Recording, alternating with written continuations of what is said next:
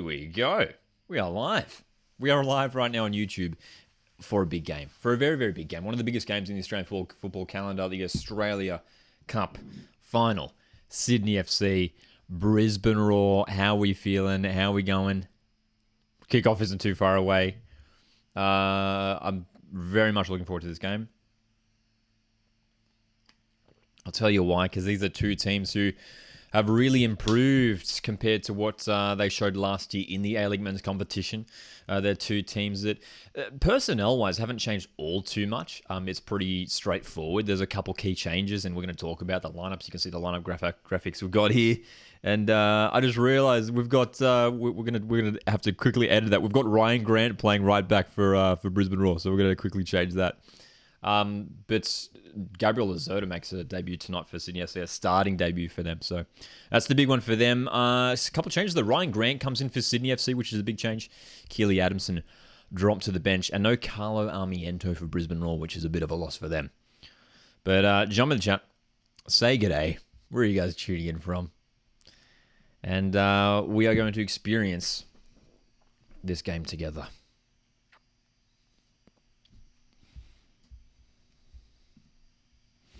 Ollie's here.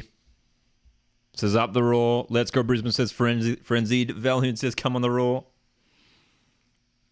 Jessica says I hope Roar win, but I think Sydney will win 2-1. Good to see Lisa here. Blake here as well. Dom says let's go Roar. There's so much love for Roar already. Dude, this is a big night for Brisbane Roar. Obviously, you know, a lot of it has been built around this game for Brisbane Roar. The fact that this is their first final in almost a decade. It was 2014 when they lifted their last piece of silverware. That was against Western Sydney Wanderers, all the way back at the old Suncorp Stadium. They are back at Suncorp Stadium this season in the A-League, which is very exciting for the Brisbane Roar team. This game, of course, being played at Allianz Stadium in Sydney FC. So, look, that already makes it slightly difficult for Brisbane Roar, the fact that they are playing away here in front of an opposition crowd here, a Sydney FC crowd, which should come out in some pretty strong numbers here. But it's been great. We've been hearing online, like on the socials, some of the ticket numbers here for the Brisbane Roar travelling fans have been really, really good. So it's good to hear. Very, very good to hear. You're my favourite YouTuber. Thank you very much. Appreciate that. Appreciate you guys being here. If you want to support the channel, if you want to support the stream, you can hit the like button. And now you can also consider sending through a super chat or a super sticker throughout the stream. Kickoff is in about just over 10 minutes time, but feel free to drop your predictions in, drop your thoughts on the game before we get underway. I put up my prediction video during the week, and I'm expecting a close game. I think this will be a tight one. These two teams have been superb this cup campaign, but I think Sydney FC, I think the home advantage plays a big factor. I think if this game was in Brisbane, I probably would have tipped Brisbane just because the energy and the hype and their home crowd, I think, could have got them across the line, with the occasion being as big as it is for the Roar. But Sydney FC at home, I think, will win. Dom says, looks like Roar basically sold out 2 bays. Yeah, that's awesome, right? It's so good. Nama's here. Jesterson.'s here. Great name. Aussie's here as well, says come on the Roar. Ladies and gentlemen, welcome to Roar Watch Football, the YouTube channel where all the Brisbane Roar fans congregate. I know we have interestingly enough, like if I go on my YouTube analytics, if you look at where like most of my viewers are from, they're from Sydney, funnily enough. But Brisbane's up there as well. So we do often have a lot of Sydney fans jumping in the chat, so I'm sure we'll hear from them throughout the night. Valhoon says, seems to be heavily weighted chat towards the Roar. It does seem to be that. Yes, indeed. Ollie says, as a Raw fan, I think Sydney 2-1, but I hope it's an interesting game. I'm hoping so too. Look, as a neutral, I'm excited for this one. Obviously, we know the A-League women's kicking off next week, the A-League men's the week after that.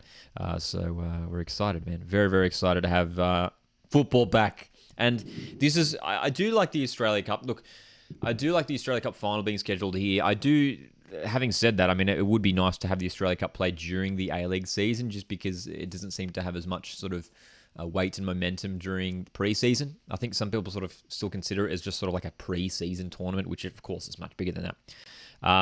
But I do like it, you know, being here after some of the grand finals and the other codes. Now we get to focus on football, and it sort of leads us into the A-League seasons, which kick off in the next couple of weeks. So very, very exciting, man. Very, very exciting. Keen to see these teams in action. As I mentioned earlier, keen to see Gabriel Lacerda, the Brazilian centre-back. He's starting tonight for Sydney FC. Another big out here. A couple of outs for both teams. I mean, Jack Rodwell has had a superb cup campaign the last couple of games. He's been incredible, man. He's been really, really impressive. But Gabriel Lacerda, I mean, he made an appearance off the bench in the semi-final against City. And for someone like him to come in and his first start as a cup final, that's obviously a big match to make your starting debut in. But I'm sure he's going to slot in nicely to that Sydney FC defense. As is Fabio Gomez up top, who is on the bench today, and that doesn't surprise me because Patrick Wood has been in unbelievable form.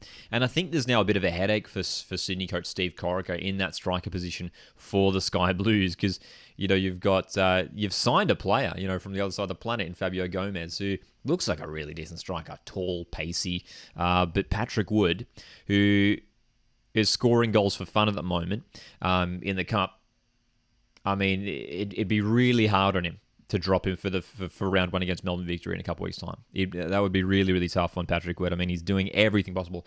And I feel for him too, Patrick Wood, because for the last few years, he's been at the Sky Blues bit. He's been playing off the bench behind, the likes of Adam Lafondra, Bobo, whoever it is.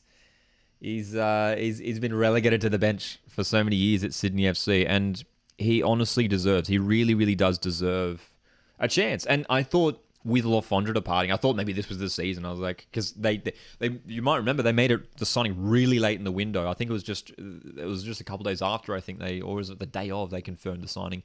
It was around the window closing when they confirmed the signing of Fabio Gomez, and I thought Patrick Wood might have gotten the chance, but Wood starts tonight. That's all that matters. Fabio Gomez, I'm sure, will have an impact off the bench. Shout out to Joe Lolly, Robert Mack. Both have been looking good in the Cup so far, especially Joe Lolly. He's been very, very impressive up to this point as well. As the teams are in the tunnel, of course, if you want to watch this game, it's on Channel 10, free to wear, which is great to see, as two former players, Matt Mackay and Michael Zullo, bring out the Australia Cup trophy. Matt Mackay, obviously, captained Brisbane Roar to many of those grand final successes in the early 2010s. Michael Zullo played for both clubs, Brisbane Roar. He started his A-League club there. And also enjoyed some successful times for Sydney FC as well in the mid-2010s. Two iconic A-League players there bringing out the Australia Cup trophy. Dude, I love it. I love the Australia Cup trophy because it's just huge. It looks like it weighs a ton, I wonder if it's... I was about to say, I wonder what it's made out of. I don't even know. What are trophies made out of? Is there any, metal specialists here? Teams are coming out of the tunnel. The Sky Blue of Sydney. The Bright Orange of Brisbane Roar. Two teams hoping for a successful upcoming A-League men's season. Perfect start here would be to win the Australia Cup. Are those blue flames? They've got orange flames and blue flames. That's sick. A lot of fireworks. A lot of fireworks. A lot of hype around this game. Huge game for both clubs. Sydney FC, they won the Australia Cup before, but that was many years ago now. Brisbane Roar have never been to an Australia Cup final. This is the first time, man.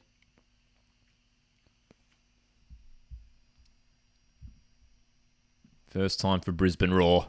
Hoping to lift that trophy for the first time since 2014. How are we feeling? I've been good Fortnite troll. Good to see you here. Soccer stuff is here. Good to see you here, mate. Who feels the injuries more? It's a good question, Frenzy Rabbit. We're going to look at the lineups in just a second here. Who feels the injuries more? It's a good question. I think for Sydney FC, the loss of Jack Rodwell is probably the biggest loss, just considering he has been playing so well in the last couple of weeks. So I think that is a major, major loss here. All right, so this is a new thing here on the Coast Watch Football live streams, the live watchlogs. We've got our lineup graphic here on screen. And let's just double check there's no typos there. This is the first time we're trialing our new lineups graphic. Pretty similar system for both teams. Pretty similar system. For Sydney FC, expect them to sort of defend in a 4-2-4. They don't have the ball. But you can see there for the Sky Blues, Ryan Grant comes in ahead of Keely Adamson at right back. So Corica opting for the experience there. Jake Goodwin-Reich has been so good, man, this Australia Cup run. Gabriel Lacerda starts. Jordan Corney-Perkins gets his first Sydney FC start, and it's against his former club, who he featured many times for last season. Corey Holman has been very impressive in midfield alongside captain Luke Bratton, Joe Lolly, Caceres, Mack. What a front three there. There's a midfield attacking front three if you like. Playing in behind Patrick Wood. Good lineup. Very, very nice lineup. Person 1201 asks, Lockie, what's your AFC Cup Mariners expectations? Should easily be getting out of the group. I think Mariners and both MacArthur, to be fair, should be honestly pushing to semi-finals. I think that would be a great achievement if we could get to at least the semi-finals. National anthem being sung by Monica Oriole.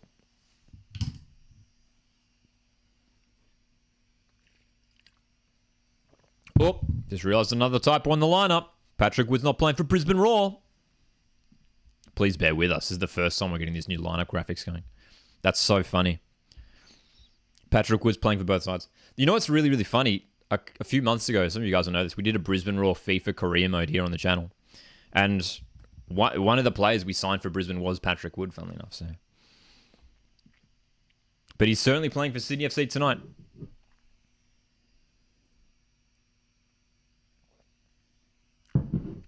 If you want to tune into the game and you don't know where, it's on Channel 10, free to wear. Main channel, which is great. It's also on the 10 Play app, 10 Play online. The entire Australia Cup has been broadcast on 10 Play for free for all Australians, which is great. Steve Corica, still in charge of the Sky Blues. Has been under pressure for like a few years now, but still in his position. This is an interesting season for Sydney FC.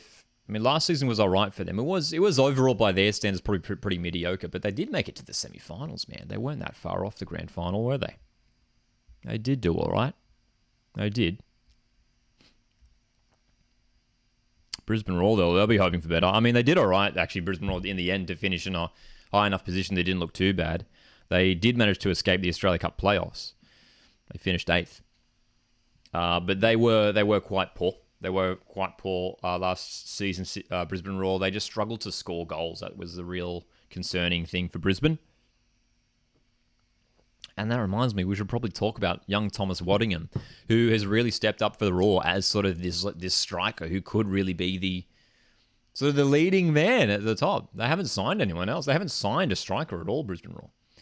And Thomas Waddingham has started every single cup game. Has scored a handful through the cup too, hasn't he? So keep an eye out for him tonight. He could get on the score sheet for Brisbane Roar, keep up that form. Young Thomas Waddingham. Few youngsters on the Brisbane bench, actually. So a few youngsters on both benches. JD Kaczarski, Nathan Amanatides on the Sydney FC bench. And then you've got, experienced Max Burgess there as well.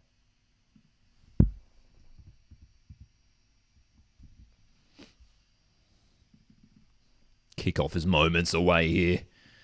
Excited for this one. We're planning to do a bunch of live watch-alongs throughout the A-League season as well, which is kicking off. The A-League men's campaign kicks off in 2 weeks. Women's campaign kicks off next week.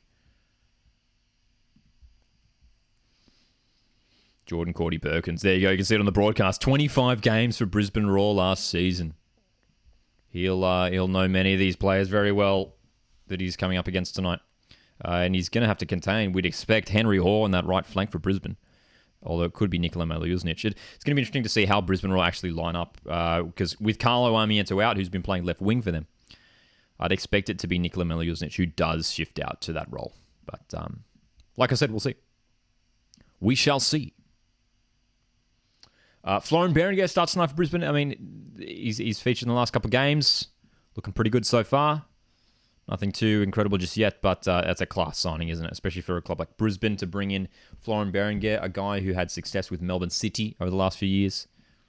On his day, one of the best midfielders in the A-League. And he's playing alongside another one of the best midfielders in the A-League in Jay Shea. Broadcast says here, Roar's top scorer last season with 9 goals. There you go. As centre midfielder. I mean, he's always confident from the penalty spot, isn't he?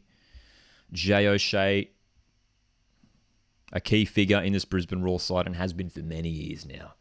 Look at those away fans there. We were talking about those Roar fans, and good to see plenty of them behind the goal on the right-hand side of the broadcast. Wonderful.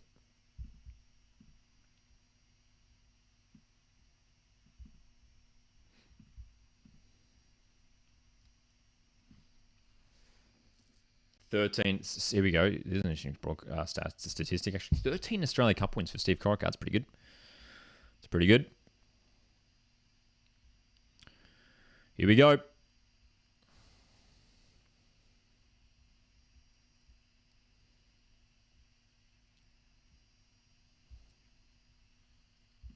Ross Aloisi as well. Quick word on him. Has done a really, really good job to turn around the culture at Brisbane Roar. He said it himself, sort of brought in a new level of professionalism. It has really helped see already success at Brisbane Roar. Our lineup graphic is back. Apologies for some of those errors. And kickoff is here. Of course, on YouTube here, we do have the slight delay on the stream, so the watch along here might be slightly behind the stream that you are watching, if you're watching on television. But we are underway. The Australia Cup final. Sydney FC, Brisbane Roar. Two teams looking to pick up their first piece of silverware of the season. First piece of silver in a few years for both teams too. Sydney FC, only a few years without silverware. Brisbane, as we have been talking about all night, all week. Almost a decade since their last trophy. How does this game pan out? How are we feeling? Frenzied Rabbit says, so Lockie, we know you predict the 2-1 win to Sydney, but what result do you want? I'd love to see a Brisbane win. If you ask me what result do I want? 2-1 win. To Brisbane. The other way.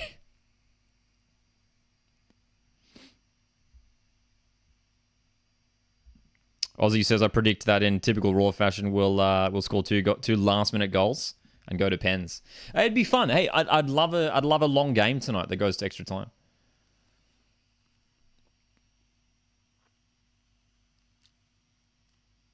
Henry Hall. So it does look like it is Henry Hall playing off that left wing.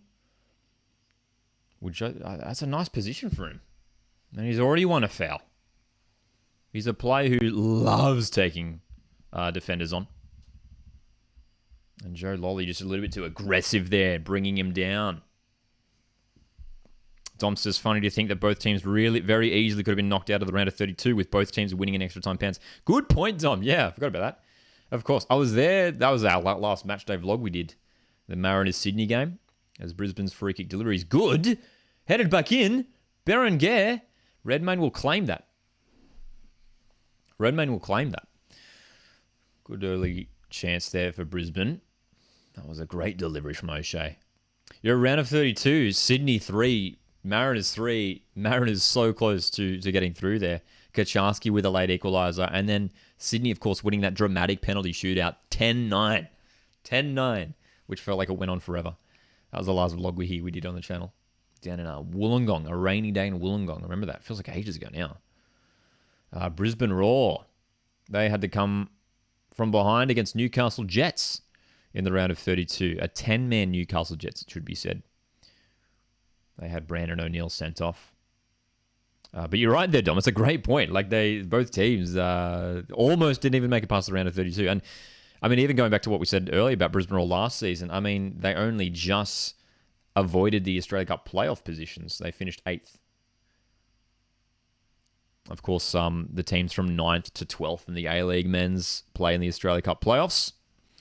Lucas is here. How's it going, mate? Says Wood to make it 5-5. So good to see Patrick Wood starting again tonight, even with Brazilian striker Fabio Gomez on the bench. What's your crowd prediction, asks Jessica. Let me have a better look at the crowd. The bottom tier, as you can see, is pretty well populated. I haven't had a look at the top tier yet. I haven't had a sight of the top tier yet. But I'd love it to push 20k. I think that'd be nice, 20k. Excuse me. 20k feels right. How do you feel about Danny Townsend leaving? Well, nothing's confirmed yet. Nothing's confirmed, as far as I'm aware. Nothing's confirmed yet. But it's really interesting. It's he's obviously a man who has a lot of controversy around him with some of the decisions that he's made during his time in charge. Ball over the top here. Patrick Woods couldn't really control that, but just exposing Brisbane at the back there a little bit. Oh, I love the specific prediction there. The crowd prediction there, Dom. A 13.8. I remember I was at the stadium. The last A-League game I attended at the stadium was the semi-final first leg between Melbourne City and Sydney FC. And that crowd, I think, was like 15k or something. It was around that. Looks like it was a bit more than that here tonight. Ryan Grant starting at right back tonight. I do feel for Keely Adamson. I mean, we're talking about some of the younger guys who have, held their spot. Keely Adamson has really impressed me at right back, and I'm disappointed he's not starting tonight. But I guess in a final, I understand the decision to go with the experienced, Ryan Grant, who he himself has scored goals in finals before. You might remember he scored the winning goal back in the, the 2020 grand final, wasn't it? 2020? Yes, it was 2020 at Combank Stadium. During those pandemic years, it's all a bit of a blur, isn't it? It's all a bit of a blur. 2020 was the Melbourne Sydney FC grand final in Sydney. And then the year after that was when Melbourne City defeated Sydney, I believe. 2021. 2022 was Western United winning against Melbourne City. Here's Brisbane Roar. Cutback was an interesting decision there by Millie Guznic. He had two options central. Still on the ball here, Brisbane. Berenguer. Pass was offline. You'd imagine it's still going to take a bit of time for Florent Berenguer and the other players around him to gel, especially like his combinations with Joe Shea. Patrick Wood doing well to wrestle this. Oh, that's a foul for sure. Well done, Patrick Wood. Got himself in front of the ball there. Wins a free kick in a good position. Tom Aldred struggled there. Fortnite in the chat says, Lockie, I got to say, this is the most concerned I've ever been as an Adelaide fan. I don't think people understand how much weight Craig carried. Oh, I mean, Craig Goodwin. I mean, you can't replace him. That's a fact. You can't replace someone like Craig Goodwin. He was the best player in the A-League. Sydney FC's free kick headed out for a corner. Craig Goodwin was the best player in the A-League, man, by far. In my opinion, he was for the last couple of years, even though he only won the Johnny Warren medal last year. It's a massive loss. I don't think... Look, there's still a good squad there at the Reds. Here's Caceres. Oh, good save. Macklin Freak called into action. That looked on target. 7 minutes in, we've got our first shot on target. Yes, it was. Macklin Freak did well there because he didn't have the clearest sight of that shot too. Another corner for Sydney. Mac's delivery's good. Bouncing out. They'll have a throw, Sydney here. They'll have a throw. Yeah, just back on Adelaide again. I think they still do have a decent squad. There's good young players there. But this could be a campaign where they struggle a little bit. There's an injury concern here for Tom Aldred, who, following that little collision with Patrick Wood earlier, he's just holding his right shoulder. I don't know if there's a dislocation. They're showing us the replay. Oh, it did look a bit... He fell awkwardly. He did feel... there was a lot of weight down on sort of that right arm as he fell there, Tom Aldred. What do you guys think of the lineup graphics here? We're running some new lineup graphics here on the stream, so you can see it here to the right of the screen. We've got the lineup graphics. We're trialing it. We're trialing it before we get into the A-League season.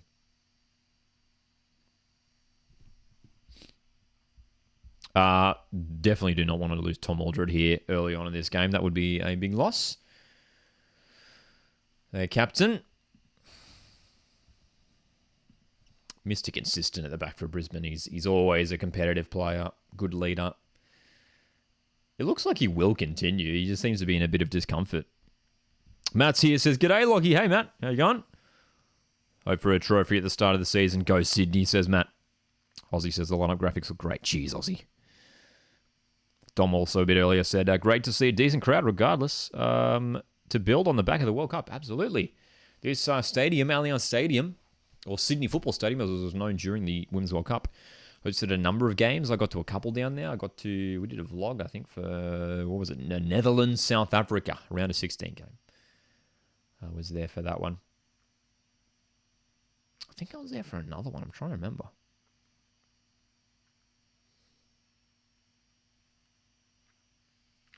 Women's World Cup, I don't, do you guys feel the same? Like, Women's World Cup feels like ages ago? It's only a couple months ago now. So Tom Aldred's all good by the looks of things. We're playing on, and he's on the pitch. He's on the pitch. What's the beverage of choice tonight, ladies and gentlemen? We've got the chamomile tea here helping us through this stream. Drop your beverage of choice for tonight's match in the chat. England at... Oh, that was the one. Yeah, thanks, Aussie. Yeah. I saw England-Denmark at Allianz as well. Yeah. I went to that one as well. Yeah. Actually, Green Thumb asks, who do you think is going to win? I think Sydney FC do win. Yeah, my prediction is Sky Blues 2-1. In regular time. But having said that, as I mentioned, I would love to see Brisbane win. As a neutral, I think it would be great to see Brisbane win tonight. Bouncing ball, tricky for Grant. He's heading it back. Girdwood Reich under pressure. Did well there, young Jake Girdwood Reich. But Henry Hoare trying to win it back. Throwing. Frenzied Rabbit says, Sydney getting all the throw-ins tonight. They've had a lot so far, haven't they?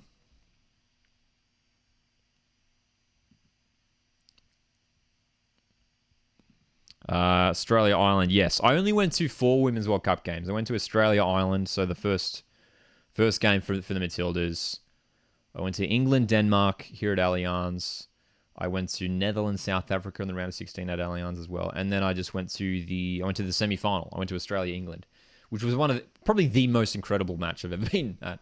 Just for the atmosphere, it was remarkable. And it'll live with me forever, that the celebrations for that Sam Kerr goal. There's obviously footage of it in the vlog that we did here on the channel, and it was just like the whole stadium just like erupted, and it was just like, oh, it was a feeling of electricity. It was great.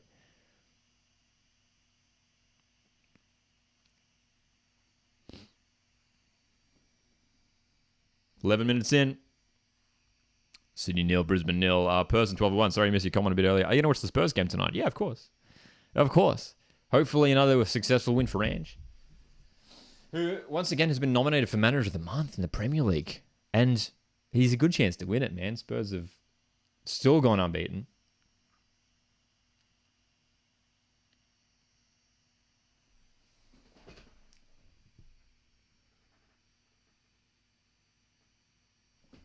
Brisbane Roar.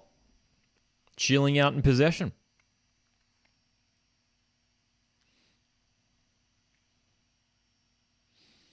Nice play. Coletti.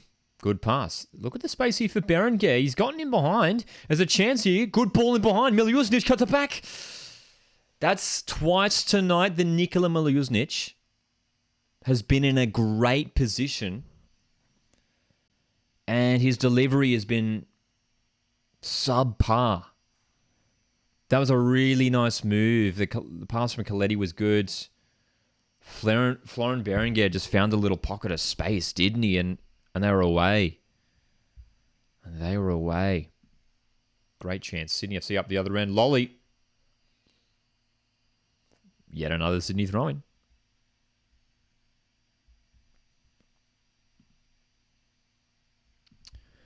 Yet another Sydney throw-in. They're looking good. The Sky Blues.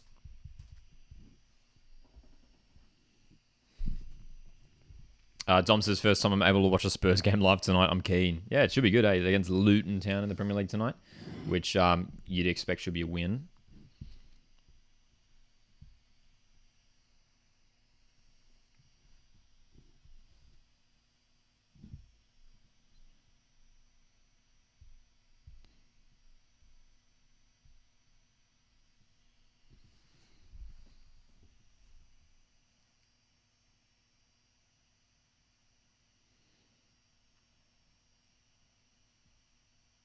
Sky Blues winning the ball in the opposition territory. Patrick Wood.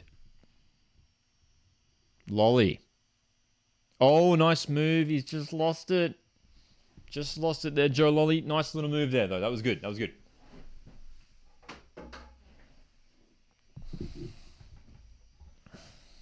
They did beat Everton, Luton Town. You are right. You are right. It would be a massive result for the club if they beat Spurs today. But, hey, yeah, we'll see. We'll see, right?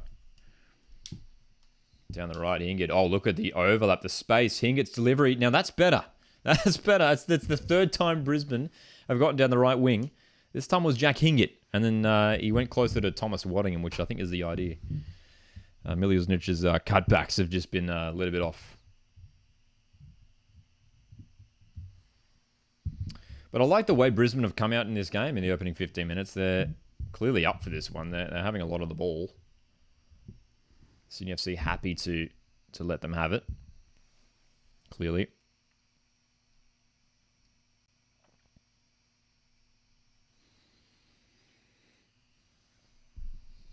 Steve Corica trying to urge his players forward.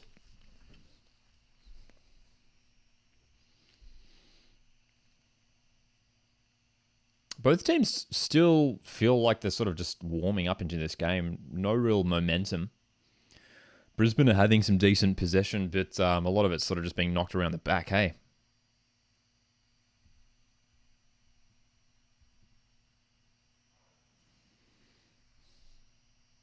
If you're enjoying the stream, if you want to support the channel, we're doing a lot of A-League content here, Australian football content. Make sure you hit the like button. You can also consider setting through a super chat. That's a good forward pass. Brisbane are doing a good job here so far of being patient on the ball and then finding the pass forward to break into the final third. Henry Hoare, edge of the box. O'Shea, great play. Hingett, cutting it in. Cross is good.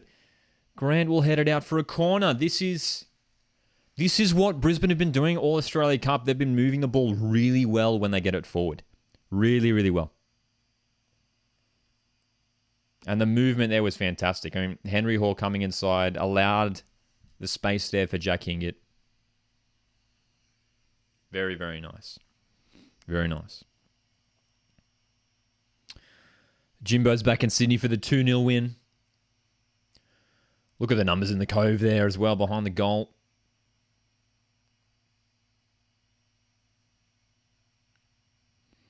Miliusnic corner. Close to the goal. Headed away for another one. Nama asks, are you doing the Melbourne Victory Crew Mode every Tuesday and Friday? Yes, indeed. Keep an eye on it for the episode 5 and episode 6 coming out. Well, I shouldn't say coming out. We're doing it live this Tuesday and Friday this week. Another delivery here. Aldred heads it back. Henry Hoare keeps it in. Bouncing around the box. Grant will get that clear. Brisbane have had the ball in dangerous areas so far, hey? Really dangerous areas.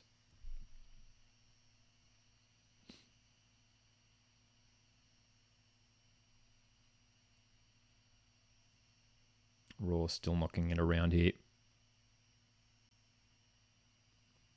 Hoare in space. Henry Hoare. Little bit of space for him. Waddingham. Great chance. It's Waddingham. It's 1-0. Brisbane Roar have started this game well. And they've capitalised with the goal. Thomas Waddingham continues his incredible goal-scoring form. And it's 1-0 in the final. Ollie loves it. Frenzied loves it. Jess loves it. Valhoon loves it. Huge moment. Young Thomas Waddingham in the box. It was great play again. Henry Hoare down the right. Now look at Gabriel Lacerda there. Look at the huge mistake from the central defender. The way he cut inside and allowed the space there. It opened the channel for Henry Hoare to get it into a dangerous area. And that's a brilliant effort. It's a brilliant effort because it looks like a simple goal. But Thomas Waddingham has to react instantly to score that goal. It's Brisbane 1, Sydney 0. Roar take the lead in the final. Huge moment. So much concern around the striker position for Brisbane Roar this season. Thomas Waddingham is stepping up to fill that hole. Oh boy. Huge moment. Huge moment. Bosho says, I think Brisbane Roar will win the game 3-1. Can they keep this up? Keep this going? It's been an intense start by the away side in this final, but it's 1-0 to Roar. That was really, really nicely worked. Henry Hoare has started this game very, very well. He's looking really dangerous in the early stages. Come on, Roar, says Nama. Nama, I know you're a Wanderers fan, of course, back in the whatever team is taking on Sydney FC, of course.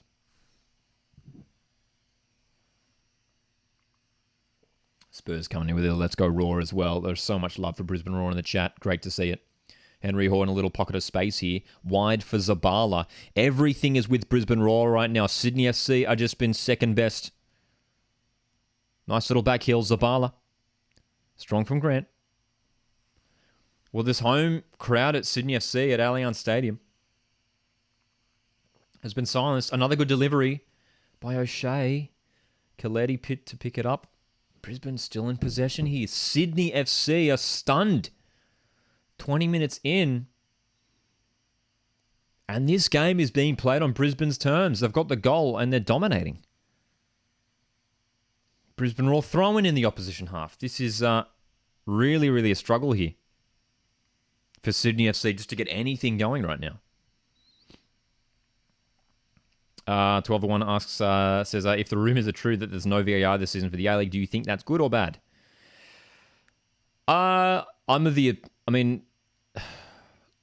Technology in the game is sort of inevitable. I'd rather there be no VAR. I think it complicates things a little bit too much. But yeah, we'll see. We'll see if it does go ahead. Just a rumour at this stage, I reckon. Zabala, left wing, delivery's not bad. Courtney Perkins gets that one away. Lolly keeps it in. And Wood, his touch is too heavy. Brisbane back in possession.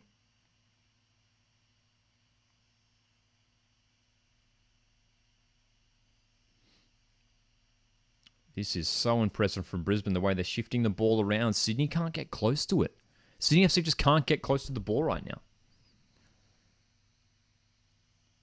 Nama says, what a year. What a year by Raw. Start of the year, losing Charlie Austin, sacked Warren Moon. Now they can win the cup. It's been an almighty turnaround, and there's been change on and off the field for Brisbane Roar. Positive change, you've got to say. O'Shea, Berenguer. Jay O'Shea here for Brisbane Roar. O'Shea's delivery isn't the best. Lesotho will clear that. Worth mentioning as well, the winner of this game will secure a spot in the AFC Cup for 2024. We've got Macarthur SC and Central Coast Mariners competing in the AFC Cup at the moment, the group stage.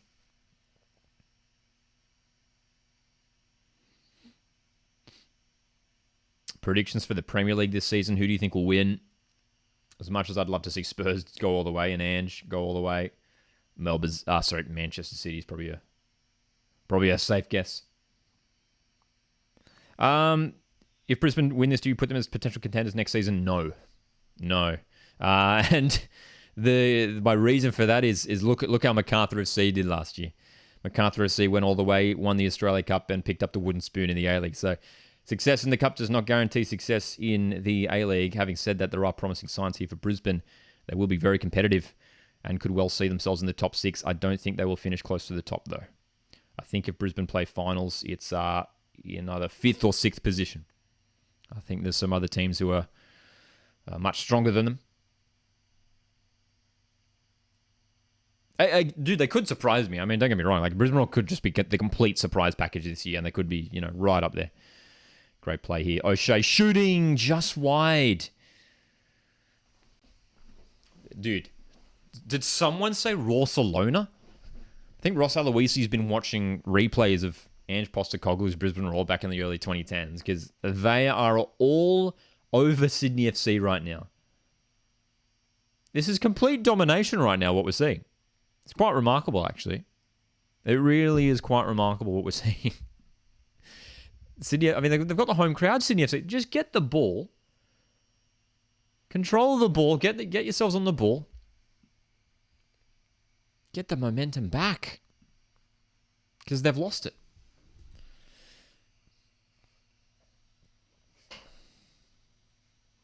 One says the Roar team are playing like Rawsalona. Exactly. And here we go. They've got another throw-in a good position. It's, yeah, man. I mean, even though I don't think they're necessarily going to, I think they will be very competitive this A-League season. There's so many positive signs. I mean, just the way they're playing. Look at the way they're moving the ball. And, Sydney FC are chasing shadows right now.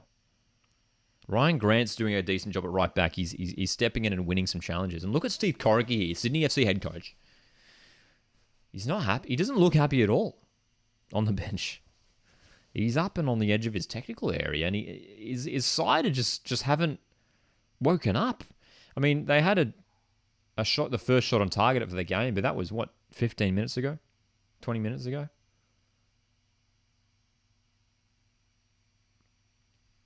What can they do, Sydney FC? Here we go. They get themselves on the ball. Lacerda.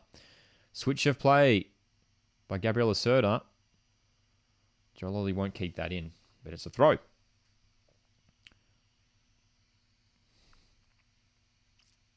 BFG podcast says, call it now, Brisbane A-League champions, and that's coming from a Wellington fan. Valiant says Corica out chance have started.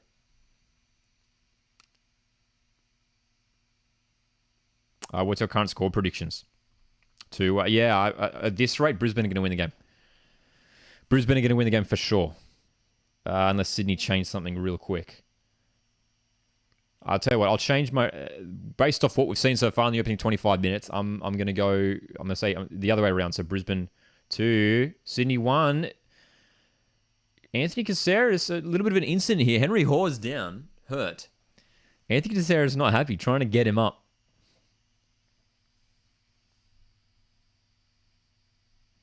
Bosho's wondering what competition Melbourne City are in. I thought they were in the AFC Cup. AFC Champions League, Asian Champions League. So Melbourne City competing in the Asian Champions League, which is the top tier of continental football in Asia. Central Coast Mariners and Macarthur FC are the two Australian teams competing in the AFC Cup, which is the second tier competition. So it's a tough task for Melbourne City, but we saw this week, man, Mariners and Macarthur with huge home wins. Mariners winning 9-1 against Stallions Laguna. And MacArthur got the job done 8-2 at home to dynamic Herb Sebu. So both teams should be expected to get out of the group. Brisbane win the ball in the middle of the park. Henry Hall in a pocket of space. Out wide here. Courtney Perkins trying to stop Berenguer. You could see the possession stats on the broadcast just a moment ago. 2/3 of possession for the Roar. And that's a clumsy foul there from Berenguer, just taking out Courtney Perkins. Frenzied Rabbit says, I can still see Wood getting a goal at some point if Sid is scoring. That's where it's coming from. You're definitely right there. Patrick Wood has been in great goal-scoring form in the Australia Cup so far this year, and it's got to be him. Look, if it's not him, you got to look to the bench. I mean, you got a new signing, Fabio Gomez, on the bench for the Sky Blues. Fabio Gomez. Keep an eye on him. 6'4", I believe. O'Shea. Zabala. Brisbane. Great area here. O'Shea. Great pass. Oh! Huge opportunity. It almost looked like it struck the hands of Girdwood Reich. Henry Hall frustrated. That was a great chance. Valhoon says, Roller all over Sydney. Indeed they are. Hands definitely tucked into the body there for Goodwood Rock. Don't even know if it struck his arm anyway. But this is a Brisbane Roar corner. A 2-goal lead in the first half would be a dream for the Queensland club. The Cove is packed. Sydney FC fans in front of the goal. Behind the goal, not in front of the goal. Sydney FC players in front of the goal. Another corner here for Brisbane.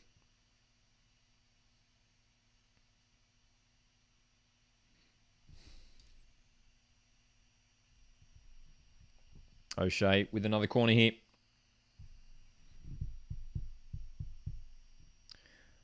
O'Shea's delivery is good. Headed away at the near post. Miliusnich, O'Shea. Inside for Henry Hoare, who's stayed on side and his delivery's good. Redmayne punches. And Sydney FC can come away with this one. Roar back in possession all the way back. Andrew Redmayne, of course, called back up to Socceroos duty for the upcoming friendlies this month against England and New Zealand. Those friendlies taking place next week.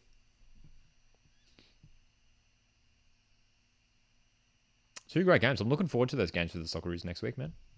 Should be fun. Some early kickoffs. 5:45 a.m. Australian Eastern Daylight Time for the Socceroos friendlies against England and New Zealand.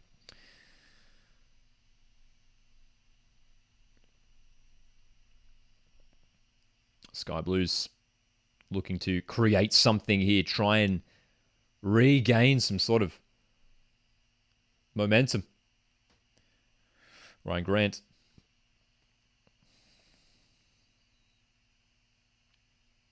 Grant forced backwards.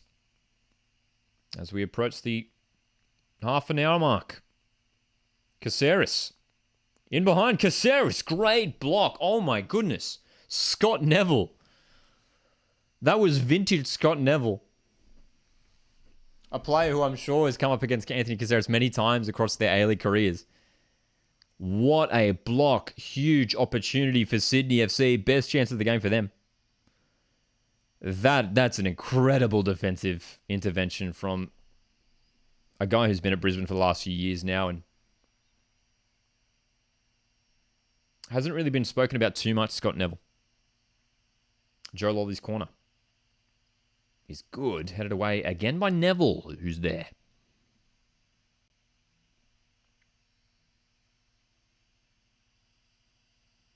Lolly cutting in. He'll shoot here, and he goes high. He did that plenty of times in the semi-final against Melbourne City. Joe Lolly, very happy to take the shots.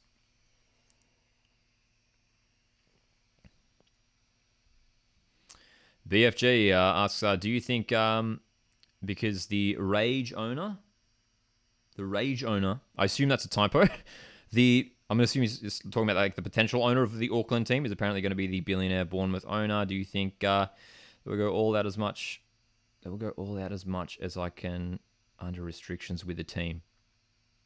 I'm not sure what you're asking there, BFG, unfortunately. Go out, unless I'm misreading that. I might be misreading that. Hey, look, all I'll say is hopefully the Auckland team goes ahead, man. It's I'm very excited about it. I think a second New Zealand team makes sense. Where do I stream this? You can watch on Channel 10, free to air on Channel 10, or on the 10Play website or app if you're in Australia.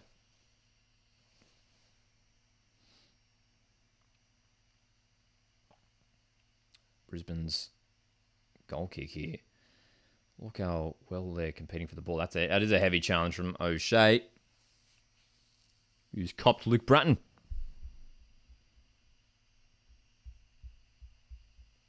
No worries, BFG. No worries, BFG. I wasn't sure if I was going crazy reading it. I was like, do I know English? Heavy challenge in the middle of the park, O'Shea. Definitely.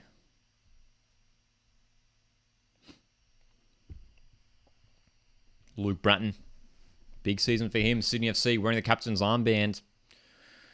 Couple departures from last season in the middle of the park. Sydney FC, they've lost Patrick Yazbek. They've lost Paolo Retre. So this is a crucial campaign for Luke Bratton.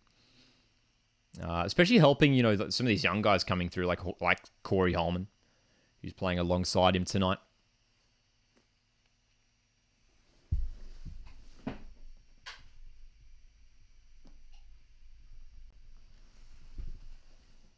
Looks like Luke Bratton's coming from the field, but looks like he's okay to continue. Unless there's a question of concussion.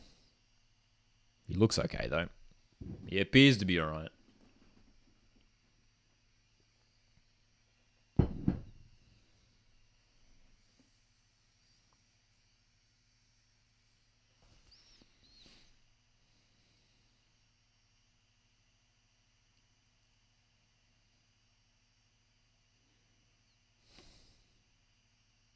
Brisbane Roar. In a great position here, taking a first half lead. What do the Sydney FC players have in response? What does Steve Corica do at halftime? Does he make changes off the bench? They've got Fabio Gomez, Max Burgess is there. Great turn, O'Shea. That's a really impressive turn. Feeding Berenguer. Now Henry Hoare. Great chance, Brisbane. Down the left wing. Inside the box, Henry Hoare still dribbling. Still going. He doesn't have anyone to pass to. Well, he just ran out of tarmac there, Henry Hoare. And there's a foul. Nama says Newcastle Jets will become a big A-League club. Here's why they keep getting average players like Kanka and Stamatolopoulos who don't prove good enough for the A-League. Oh, sorry, will never become. I misread that too. Will never become an A-League, big A-League club. Well, I mean, they do have ownership issues, which doesn't help. The financial situation at Newcastle Jets isn't the best. They don't necessarily have the funds like some other clubs. So they are limited with their options,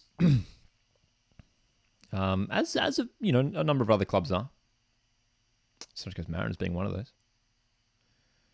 But Newcastle, they're a fascinating one. You look at Central Coast Mariners just down the road from them, who have been promoting academy players, and it's been working for them. But Newcastle Jets, it's not often that they play young academy players.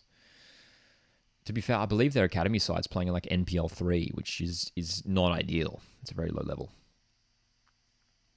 Who do you think will win La Liga? I don't really follow La Liga, to be honest. Who do you think will win La Liga, Bojo? I reckon Real Madrid. I say Real Madrid.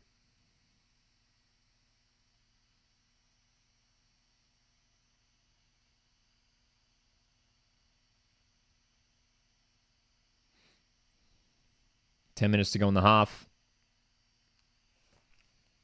The pace of the game starting to slow up a little bit, which I'm sure is fine for Brisbane Roar. They've got the win. They've got the goal, sorry, I should say. I'm sure Ross Aloisi would be happy just to hold this lead into half-time, go from there, hey. Barcelona?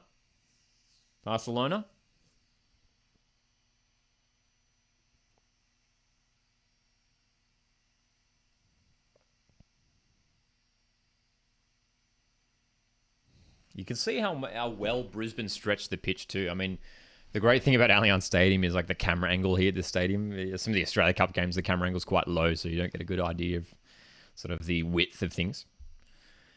But look how much Brisbane are stretching the pitch here. You can see Jack Hingett on that far flank and Louis Zabala, the left back, all the way on this near touch line. I mean, the pockets of space that they're finding, it's really, really good. You've got, Thomas Waddingham playing at the top there, and then, the wingers for Brisbane and even Florent Berenguer have freedom to sort of drift into the little pockets of space. We've already seen a couple times tonight, Brisbane are having a lot of success because Florent Berenguer is finding the space in between that back four and Holman and Bratton in midfield for Sydney.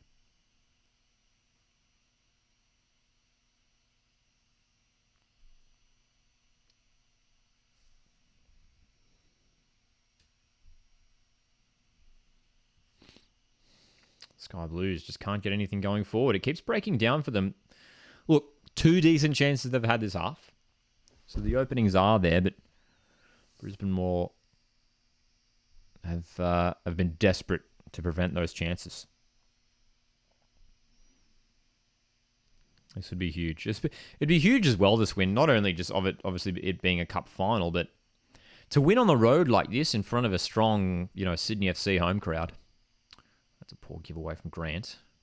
Henry Hoare. Oh, huge collision. Henry Hoare's down. We play on. Waddingham's crosses.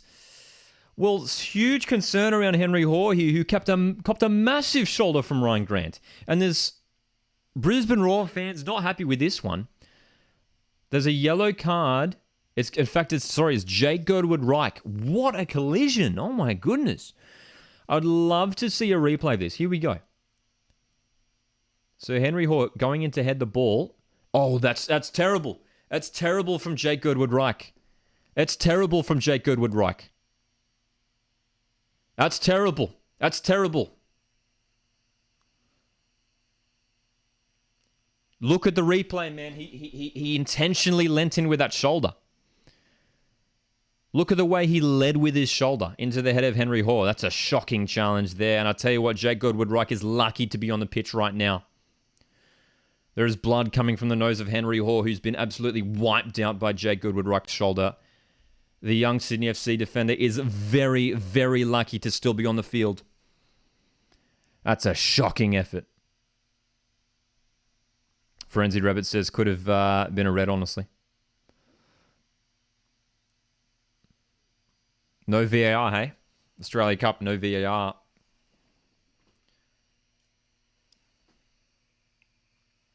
Look at the Brisbane Roar fans, Brisbane Roar players surrounding. I mean, that's shocking. That's really, really awful.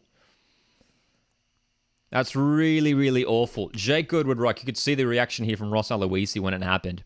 That's a disgusting challenge from Jake Girdwood-Reich.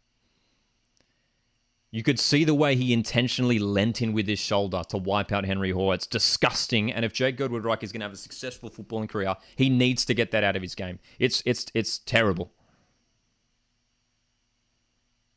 Really, really disgusting.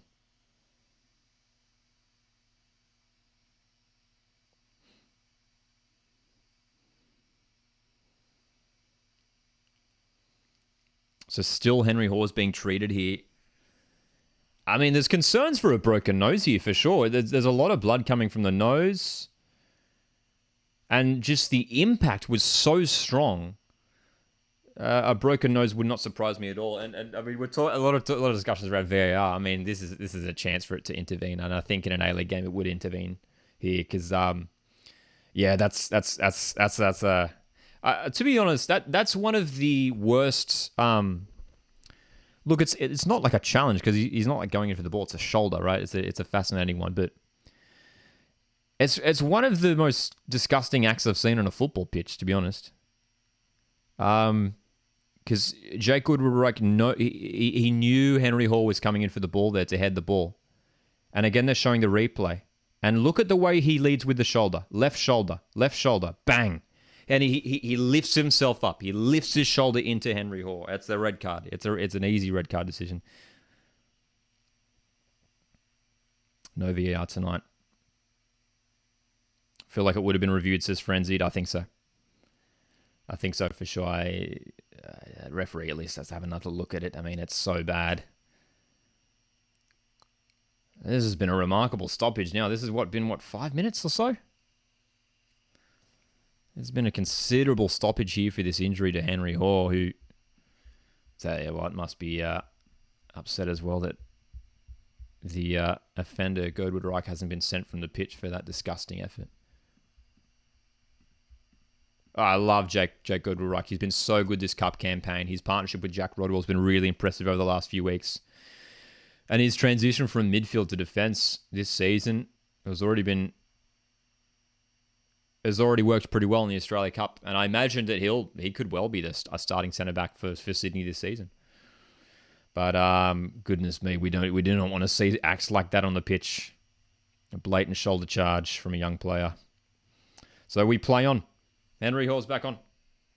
There was a yellow card. There was a yellow card brandished. So there was a yellow, which is minimum. Should be the bare minimum for an offence like that.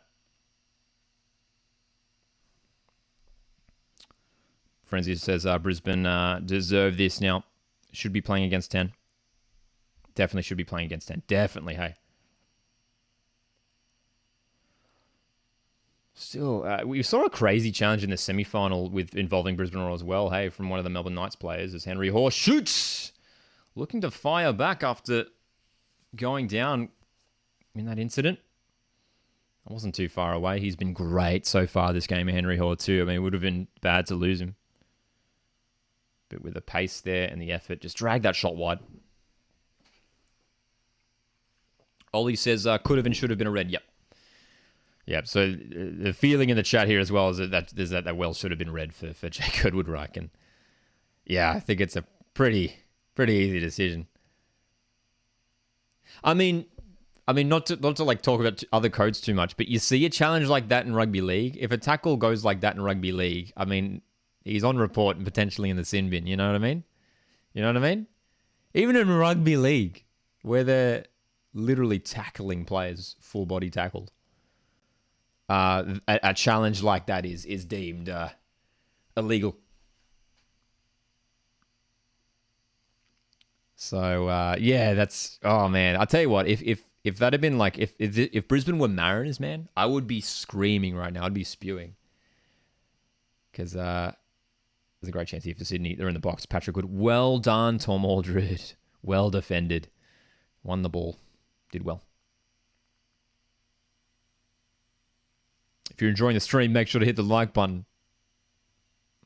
And appreciate you guys tuning in for this one, man. We've got plenty of watch-alongs planned for the upcoming A-League season. 4 minutes extra, asks Ollie. Sounds about right.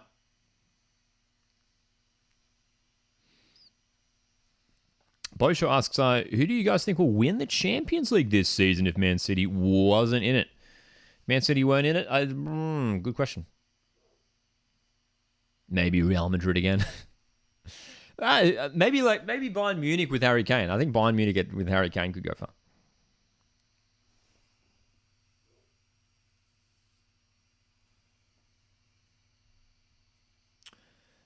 Yono in the chat says in the second half, Sydney will score around the 53rd minute, after which it'll be extra time.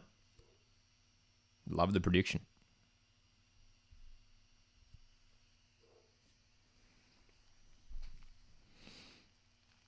We have entered 4 minutes of injury time.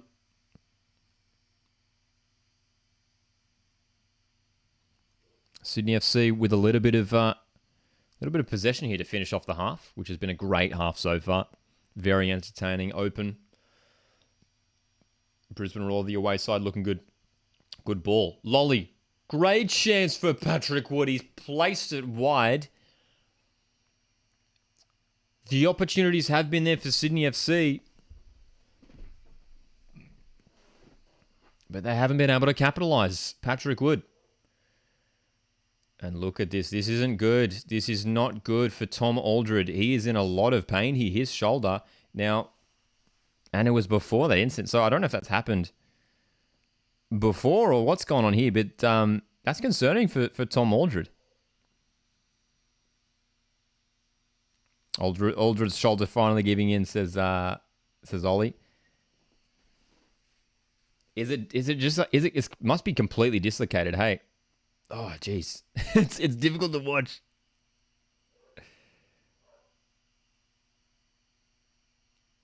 So, there's some concern here for Brisbane Roar and their captain, Tom Aldred. He's holding that shoulder and seems to be in some pain.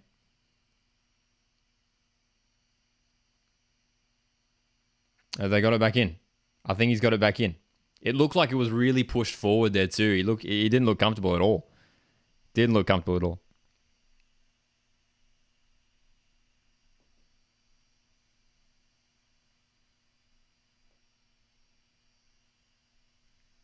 Are you doing griddle? Yeah, we'll do griddle. We'll do halftime griddle. I haven't done griddle today.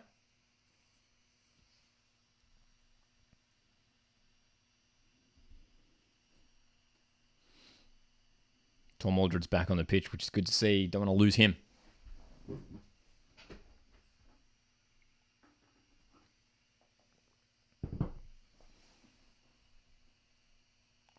Bereniger. Players falling down left, right and centre. Free kick Sydney FC. Not long to go in the half. We'll play some Griddle at halftime, the A-League trivia game, the A-League player guessing game. It's so hard today, says Nama. Interesting. Costa's here. Good to see you here, Costa. Who is your favorite NRL team? I don't have one. I don't really follow the NRL too closely. I do have family that does support Rabbitohs, funnily enough, there, Bosho.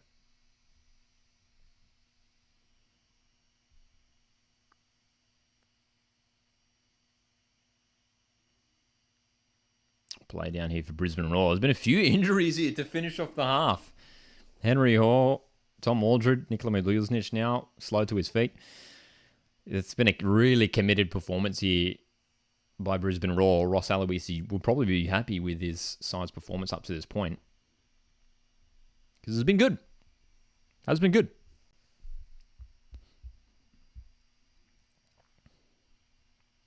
Perhaps one last opportunity here for Brisbane. Henry Hall. Out wide here. Oh, oh, God. Oh, no. Oh, no. One of the worst crosses you'll see in world football has just been delivered by Nikola Miluznich. He's sent that miles high.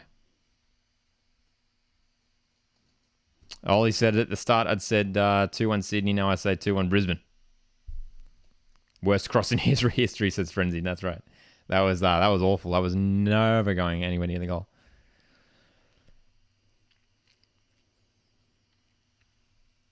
It's halftime in the final.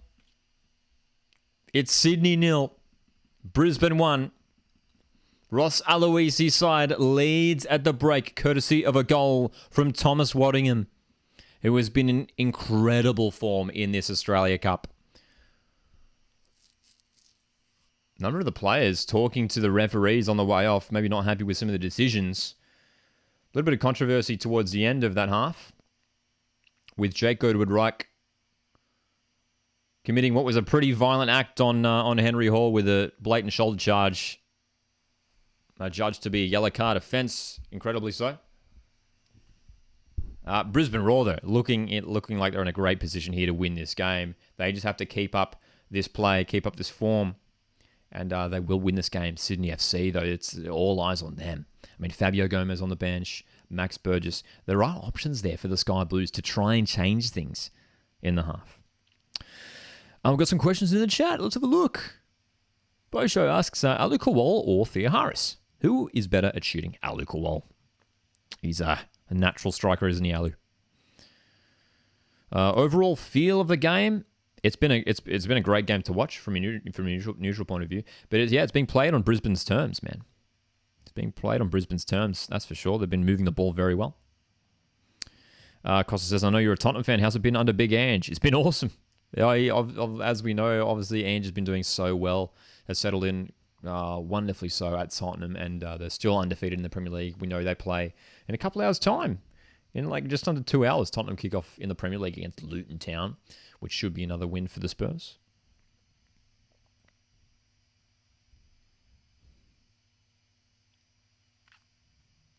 Twelve-1 says, shout out to the Cove. Packed out. They packed that out. And they did indeed pack that out. Yes. Indeed, they did. 12-1 asks, Asian Cup winner predictions, and how well do you think Australia will do? Well, I'll tell you what. I mean, one of the concerns for the Socceroos, we can talk about that with the Asian Cup, which is coming up in January. The concern for the Socceroos now is that I feel like the squad is chopping and changing quite a bit. We've even seen with the recent squad some more changes here. We'll wait and see. The squad could be completely different. For January, there could be a completely new crop of players coming in. We'll have to wait and see. But because Graham Arnold, he's really get this side ready. We're just a couple of months away from that tournament. And Australia, I think, should be expected to get to at least the semi-finals. We should at least be making the semi-finals. I would love to see us at least in the final. To see Australia in the final of the Asian Cup would be ideal. Japan will be very strong. Saudi Arabia, as we know, very, very strong in the Asian Cup as well. Korea Republic. I mean, you just look at the top-ranked nations, man. They're always very strong. Japan are looking good, though. I mean, wasn't it Japan who beat Germany last month or something like that? Or a couple months ago? Yeah. Zelly says, come on, Raw. A lot of love for Raw in the chat tonight, which has been great to see.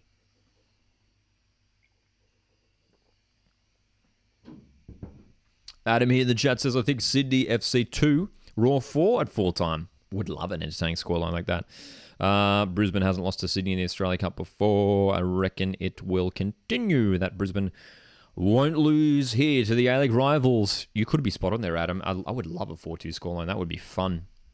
That would be fun. Can Jordan be underdogs in the Asian Cup? Sure. Yeah, man.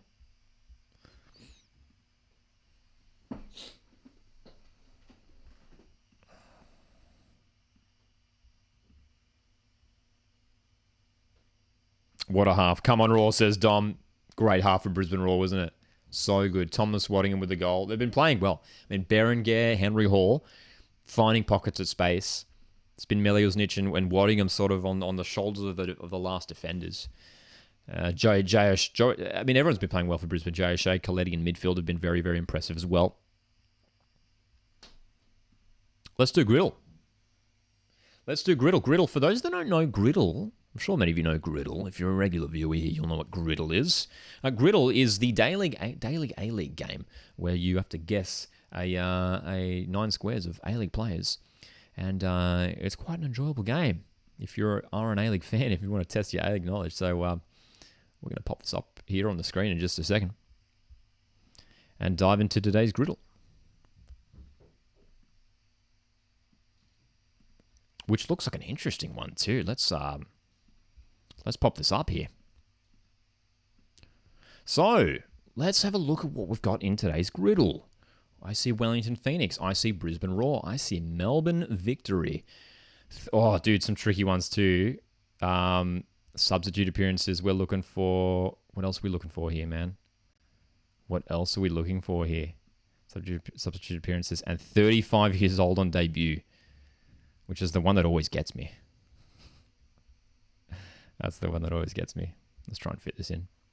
So, we're going to play this live here. We're going to try and test my A-League expertise and hopefully get a decent score. Where should we start here? Less than 10 games played. Less than 10 games played. That's always a tricky one, isn't it? Wait, what? Oh, sorry. Less than 10 games started.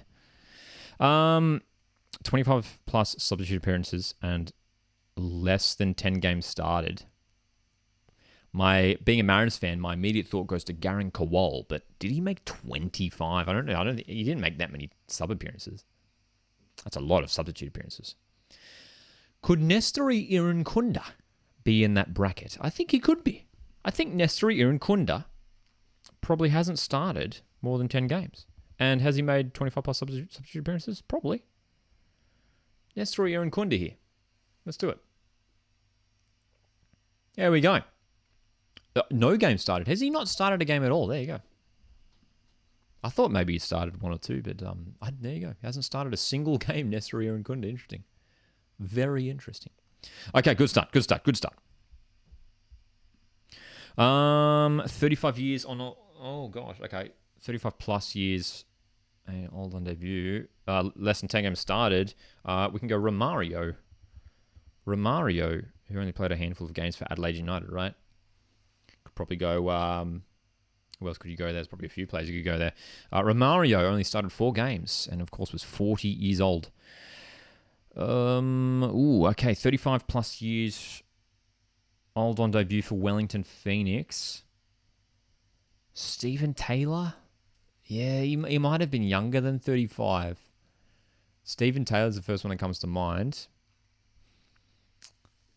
25 sub appearances for Wellington. We could probably guess that. And I want to go Alex Rufi here. He's been at Wellington for many years now, and surely he's ranked up 25 plus substitute appearances for Wellington. There we go, 36. We'll go the 25 sub appearances for Brisbane Roar. And of course, it's the slippery fish himself. Very famous for scoring some goals in some big games. It's Enrique, who made 71 sub appearances for Brisbane. A lot of substitute appearances there. Where should we go to next? 35 years old on debut. Yeah, that's the tricky one, man. That's the tricky one.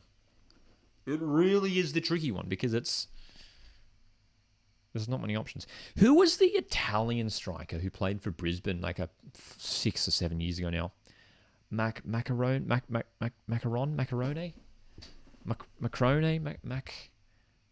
You guys know who I'm talking about? Massimo Macaroni?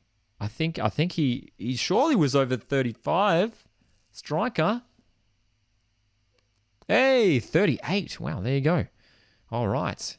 We're doing all right so far, guys, aren't we? We are doing all right so far. And Halftime Griddle, this is our halftime entertainment here for our Australia Cup Live Watchalong.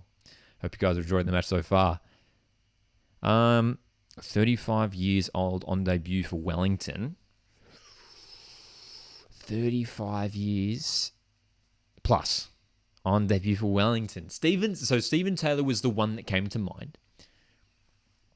Oh gosh, I can't think of any others, man. 35. That's old for a football player, you know. It is old. If I can't think of anyone else, I'm gonna have to go Stephen Taylor. We'll jump into the other categories and just tick them off. Less than 10 games started for Melbourne Victory. Tommy Urich. That's a pretty easy one. He was injured for most of last season for Melbourne Victory, wasn't he? Don't know how many games he started. Didn't start a single game. There we go. Player who's played for both Melbourne Victory and Wellington Phoenix. We can go Costa Barbarousis, who's probably going to be the most obvious guess there.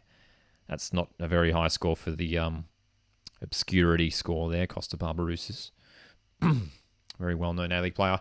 And then a player who's played for both Melbourne Victory and Brisbane Roar. We're just going to go another easy one here. We're going to go Connor Chapman, who played for both clubs last season, actually. Both clubs last season. Joined Melbourne Victory for the second half of the campaign last season. We've got one more to get 9 out of 9. I'm not reading the chat right now just to avoid any spoilers. I want to get this. I can only think of Stephen Taylor. But there's got to be a bunch I'm missing, man. I mean, the players that are brought in, like the overseas players who are usually in the A-League a little bit older. I mean, none of them are that old. Like Zawada, Krayev. I don't know. I'm just thinking of the recent ones. I should be thinking back. I'm going to have to go Stephen Taylor here just because no one else is really coming to mind. Was Stephen Taylor over the age of 35 for his Wellington Phoenix debut?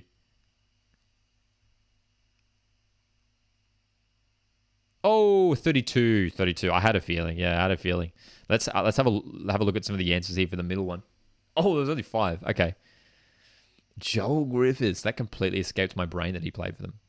Jeez, there's some niche answers there. Eugene Daddy was probably one I could have got. Eugene Daddy, Tony Warner, Simon Elliott, Vaughan Coveney. Those are some players from the early days for Wellington, man. Very, very early days for Wellington Phoenix. Eugene Daddy scored an iconic goal for Wellington Phoenix many, many years ago now. There you go. There's Griddle.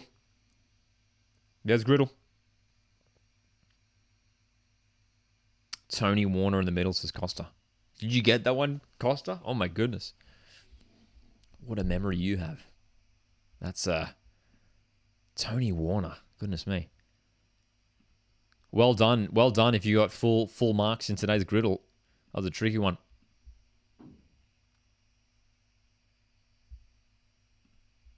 All right. Second half, not too far away in the Australia Cup. Sydney 0, Brisbane 1. Here's a look at the lineups of how they're looking so far.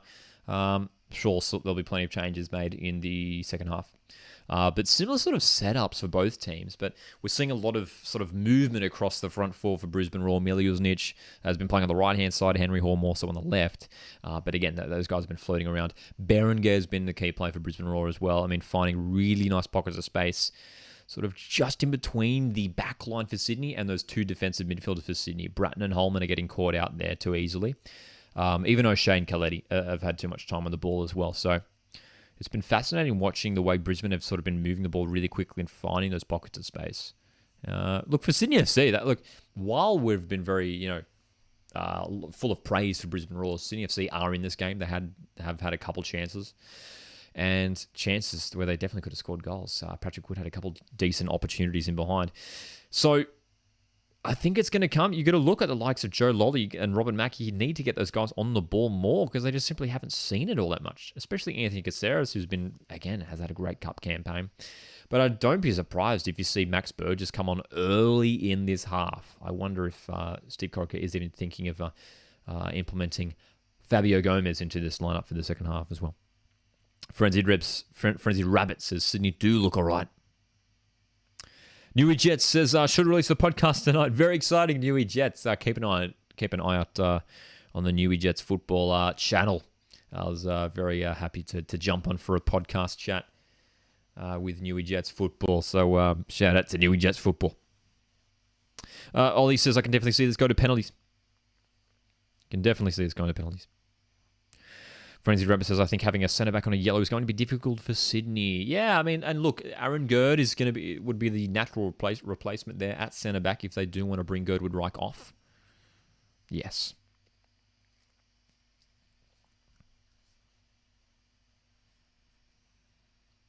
So we'll see. We'll see. I wouldn't be surprised actually if Steve Corica makes changes at this halftime break. I think there's a serious chance of it happening. Especially someone like Max Burgess. We might even see. I think he did it in the semi-final, Sydney FC, where Holman came off and he brought on Burgess at halftime. Actually, I remember they made a halftime change there as well, and Caceres shifted back to a deeper position alongside Bratton, which isn't necessarily the best position, but it could work. It could work. Game continuing soon, indeed, Ollie. Teams are back on the pitch.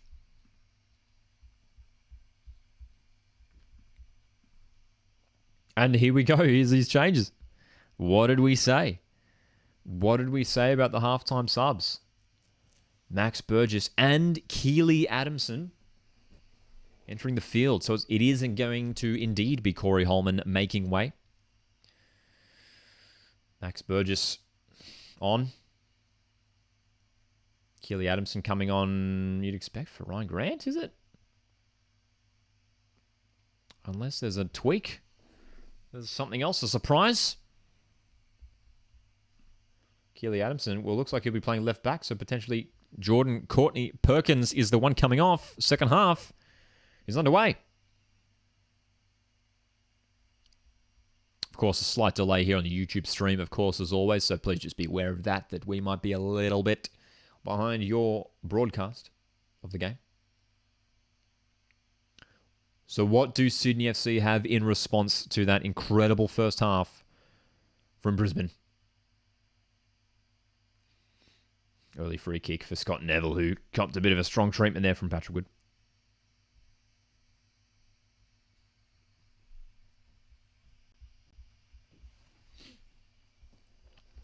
Crossing our fingers that Aldred is back on, says Frenzied Rabbit. Looks like he's there. There was a bit of concern around the shoulder, the right shoulder of Tom Aldred, but he's still on the pitch. All right, we're going to go full camera mode here as the lineups have changed around for both teams. Sorry, just for Sydney FC.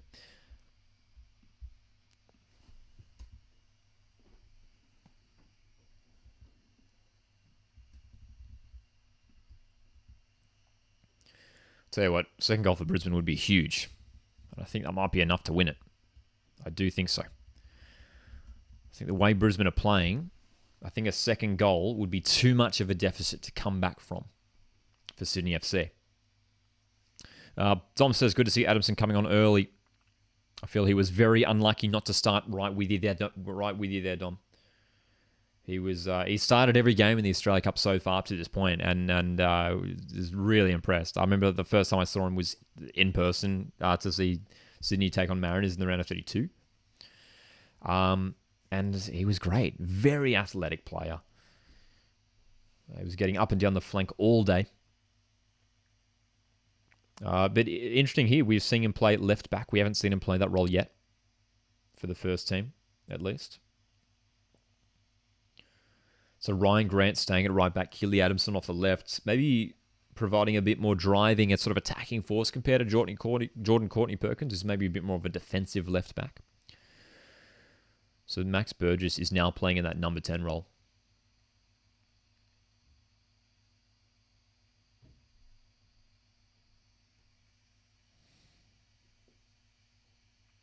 Someone named Joshy G. I'm doing well, man.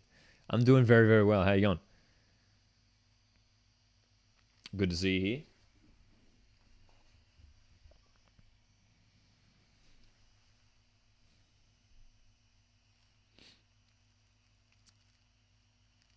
Sydney FC.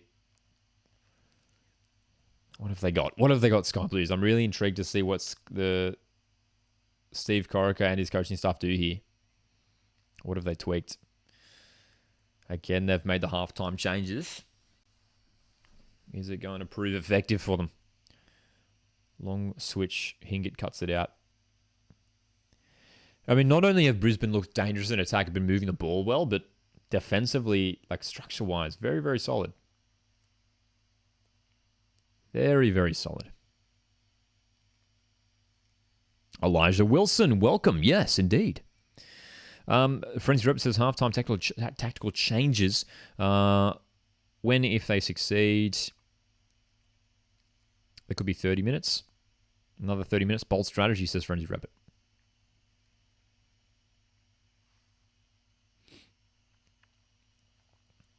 JFC. Clearly not happy with the refereeing decision there. He's having a little bit of a chat with Anthony Caceres.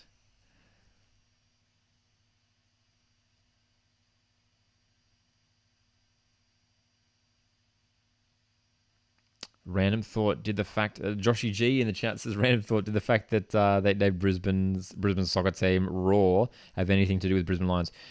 Maybe. Maybe. I'm not sure the origins behind Roar being the name for Brisbane. Look, potentially, yeah. Oh, Hingett wins the ball high at the park. Great chance. Sydney come away with it. Nice work from Bratton there just to hold it up. Here's a chance the Sky Blues could drive here. Mack just loses it. Robert Mack, he struggled to get himself into this game. Hasn't really had much going forward, Robert Mack. Joe Lolly's looked all right off the right wing, but Robert Mack's had nothing, eh? Nothing at all.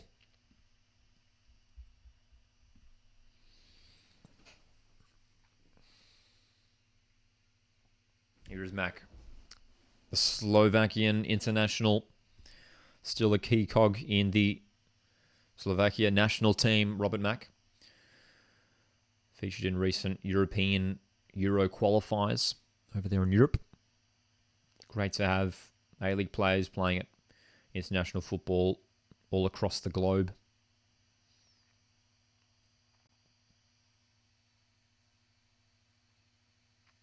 Valhoon says they were Queensland Roar till the Fury came in. Yes, good point, Valhoon. Yes, they had to change their name, didn't they, to Brisbane Roar.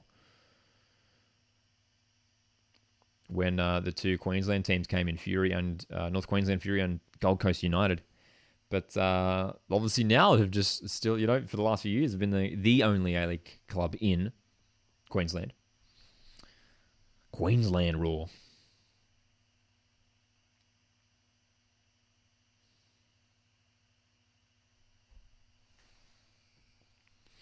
It's not often you see a sporting team named after an entire state, hey? Especially a state as big as Queensland.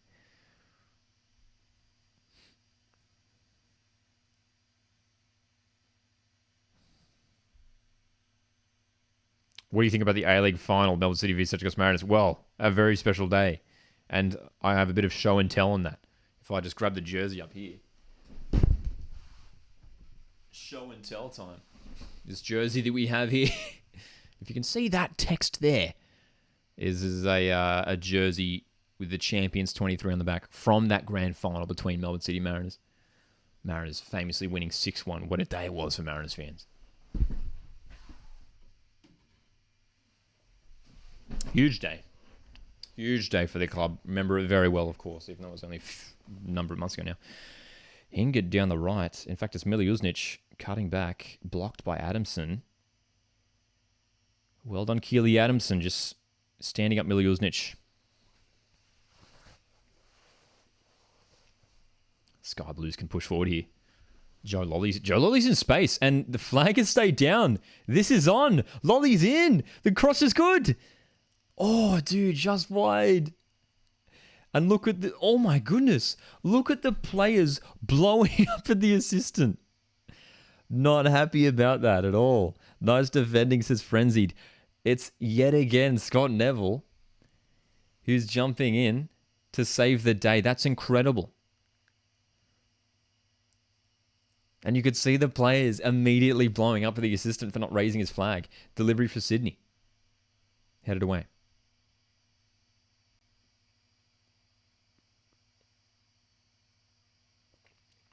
Scott Neville's having an incredible game as Joe Lolly again goes for a shot which is way off target. Nowhere near the target. Very, very poor from Joe Lolly. If you're shooting, especially at a distance that wasn't too far away, it was just inside the box. You got to hit the target, but that's gone way, way away from goal.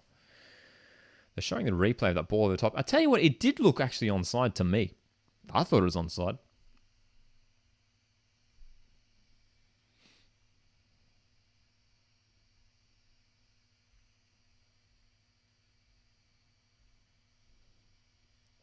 Into a little pocket of space here for Henry Hall, who's been finding those pockets very nicely today. But Sydney FC close him down. Ross Eloise is not happy with the decision. That's a great pass. Macklin freaked as well. They come out to claim it.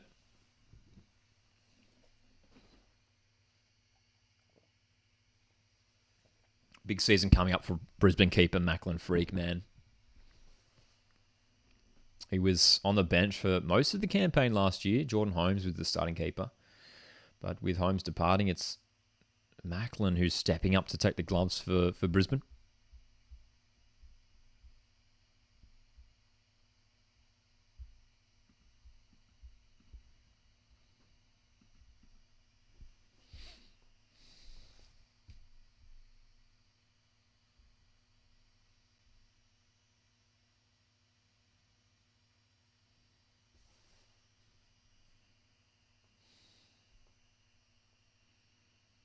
Waddingham.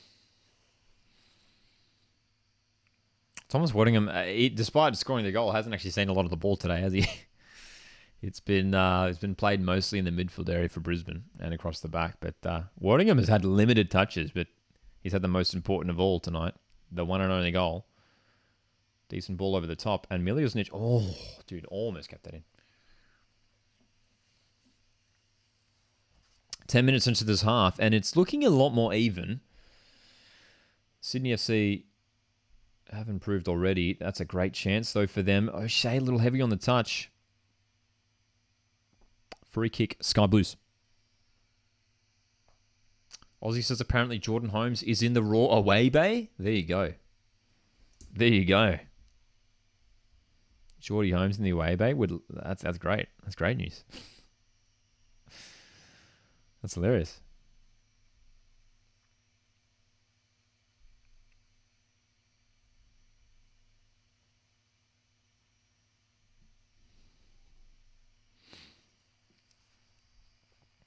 So still it's 1-0 to Brisbane.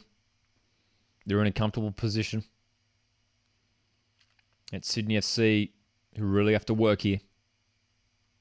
Possession stats, interesting. They're showing the possession stats on the broadcast. It's really evening up. Ball through for Patrick Wood. Macklin Freak. Oh! Wood got to it first. Still on for Sydney. Cleared away by Hingett. Wow, dude.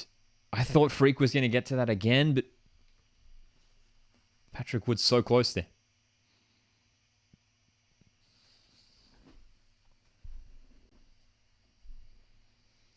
Sydney FC looking hungry.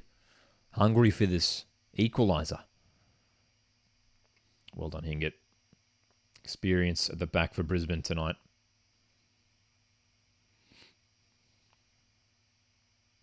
Looks like Zabala's locked down that left back role as well in the absence of Corey Brown.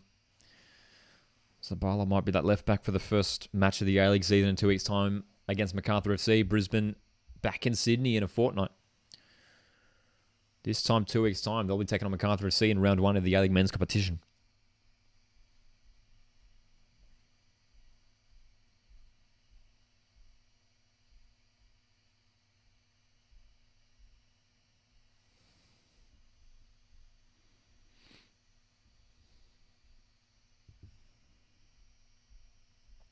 Josh, who says this is bringing Raw semi-final 5-4 lost memories. I'm sure it won't turn out that same scoreline from here. That'd be quite incredible, wouldn't it? That would be.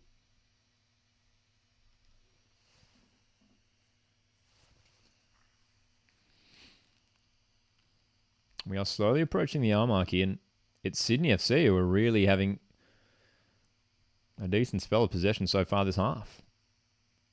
Can they capitalise is the question. Can they make the breakthrough? They're looking a lot better. They're moving the ball well. They're getting the team further advanced up the pitch. Joe Lolly this time. What does he do this time? It's a delivery. It's a good delivery for Wood, who's turning. The shot was softened by one of the defenders there, so made it an easy save for Freak. But again, dude, good areas.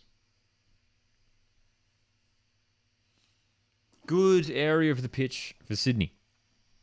They're finding those pockets nicely. Socceroos, what do you think of the Socceroos against England next Saturday and the New Zealand game? Yes, hopefully both are friendlies before our Asian Cup qualifies. Exactly right, Adam. Hey, we're hoping for positive results. The England game's obviously going to be tough for the Socceroos. We'd expect to defeat New Zealand as we did last year, but I think the England game will be an interesting one. I'd take a draw. I'd take a draw against England for sure. But look, it's a friendly. Anything can happen, as we know, in these international friendlies.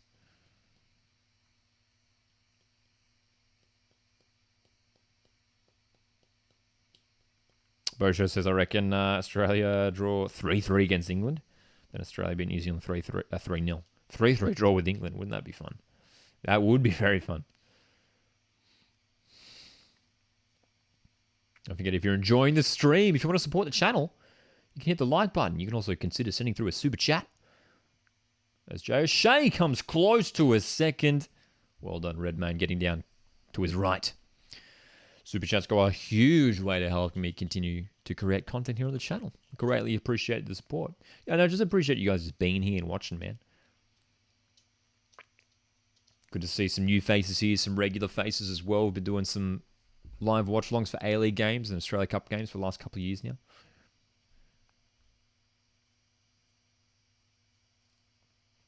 And this is Sydney FC as we pass the hour mark in a precarious position.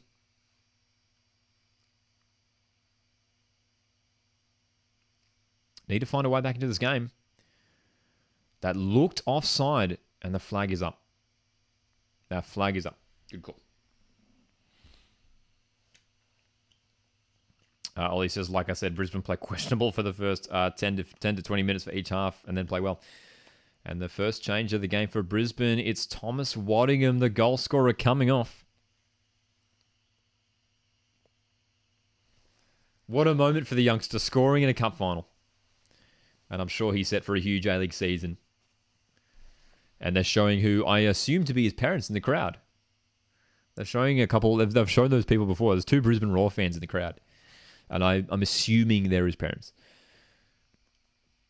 So Thomas Waddingham coming off. Huge season for the lad coming up.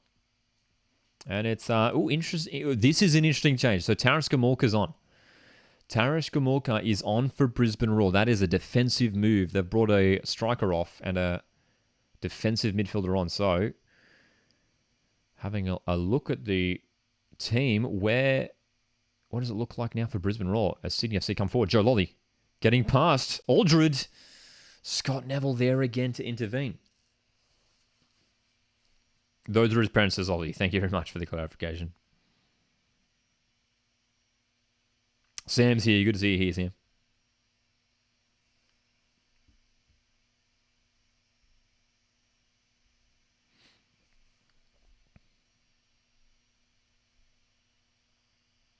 Sky Blues looking to create another chance here. Caceres. Decent effort. Palmed away and cleared by Sabala. Sky Blues are coming, man. So for Brisbane, it looks like Berenguer is interestingly enough playing as the striker, though he's the furthest man forward. Taras Gamorka in midfield, and Coletti looks like he's playing as the 10. So it's Coletti and Berenguer, two more orthodox midfielders, playing up top for Brisbane for the remaining half an hour. So it's a defensive-minded change here. Ross Aloisi happy to hold on to this lead as Keely Adamson looks to chip it in. Cleared away by Neville, who's been on the end of everything.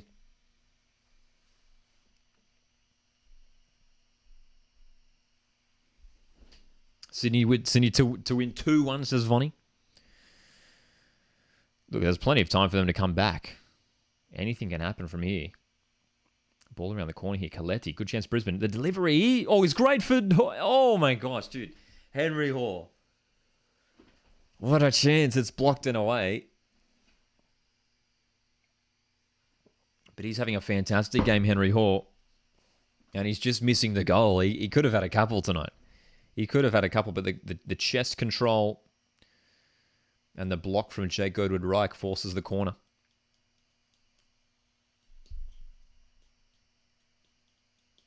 Good block from Jake Goodwood-Reich. Second goal, man. I'll tell you what, second goal will win it from here. Half an hour to go. I think that'll be too much to come back from. Terrible. Terrible. Terrible pass there. The short corner did not work out. Berenguer gives the ball away.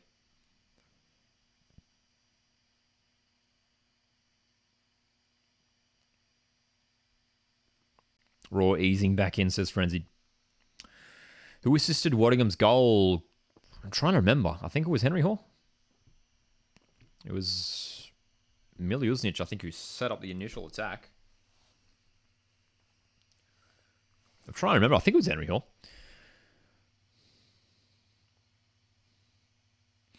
It's a decent turnout for the Brisbane Roar fans, man. They've got a good pocket there in the away bay. In the den.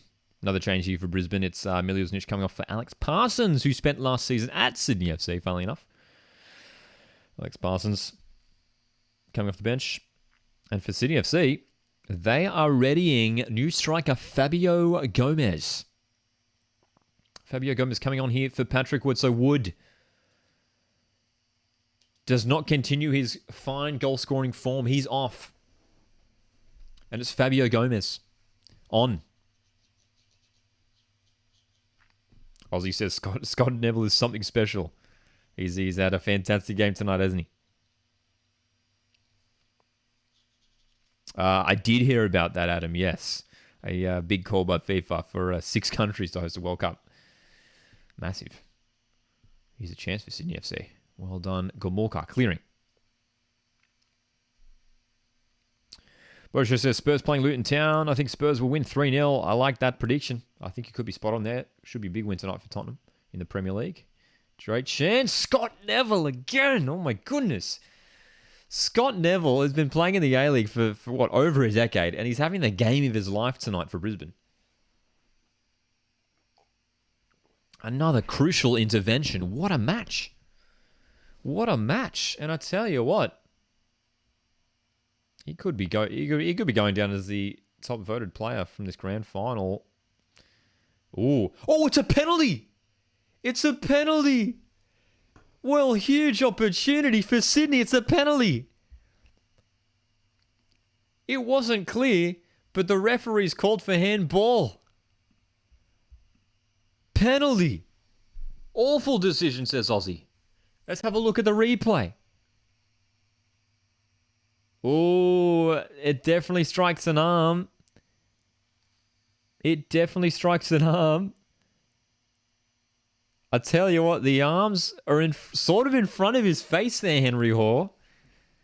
Is that close to your body? If an arm's in front of your face, is that still, close to your body? Or does what do you guys think? Pen? No pen? And what an introduction this is going to be for Fabio Gomez. It's the Brazilian stepping up to equalize in the final. What an introduction this would be to the home fans for Brazilian striker Fabio Gomez. 1-on-1 with Macklin Freak. And he scores. It's 1-1 in the final. Fabio Gomez celebrates with the Sydney fans for the first time. He has introduced himself in the perfect fashion. The Cove absolutely love it. Fabio Gomez, welcome to Australia. It's 1-1. It's 1-1 in the final.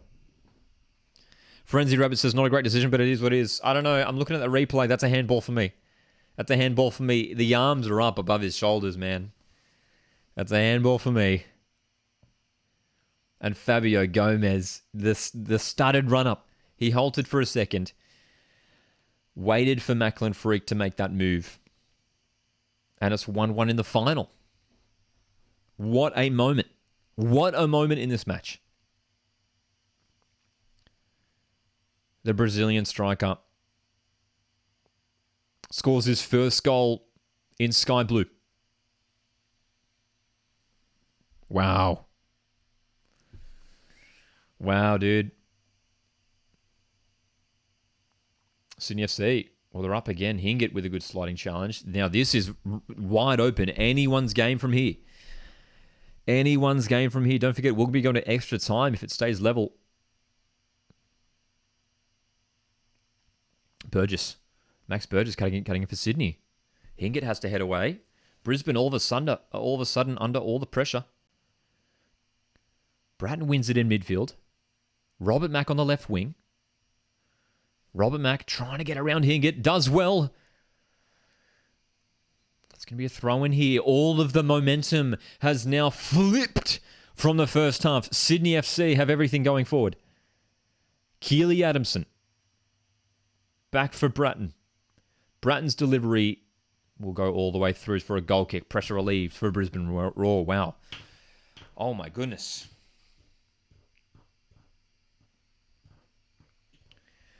What a moment. Wow. I just can't believe that. I mean, Fabio Gomez literally on the pitch for what, a minute? And he steps up to take a penalty in a final. Talk about pressure situations.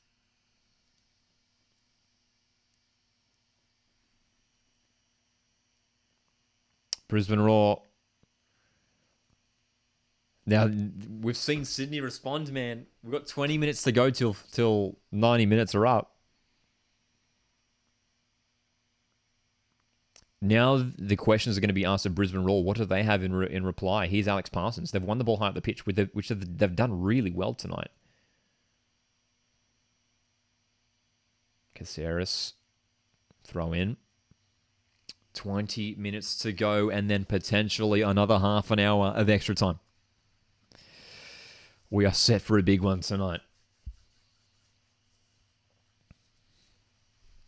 Sky Blues have the momentum, though. I mean, we're talking about score predictions, and you felt like Brisbane were going to win it after such an impressive first half, dominating the ball, dominating the chances. Sydney FC, the substitutes have turned this game around. Burgess, Adamson on, and Fabio Gomez straight onto the pitch to take a penalty and to equalise it for the Sky Blues. Troy says, I don't know. I go away for 5 minutes and I miss a goal. Oh, Troy. Expect the unexpected in the A-League, eh? In Australian football.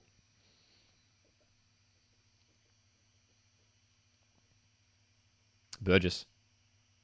Trying to get in behind again. O'Shea. Under pressure here, Jay O'Shea. Free kick. Brisbane.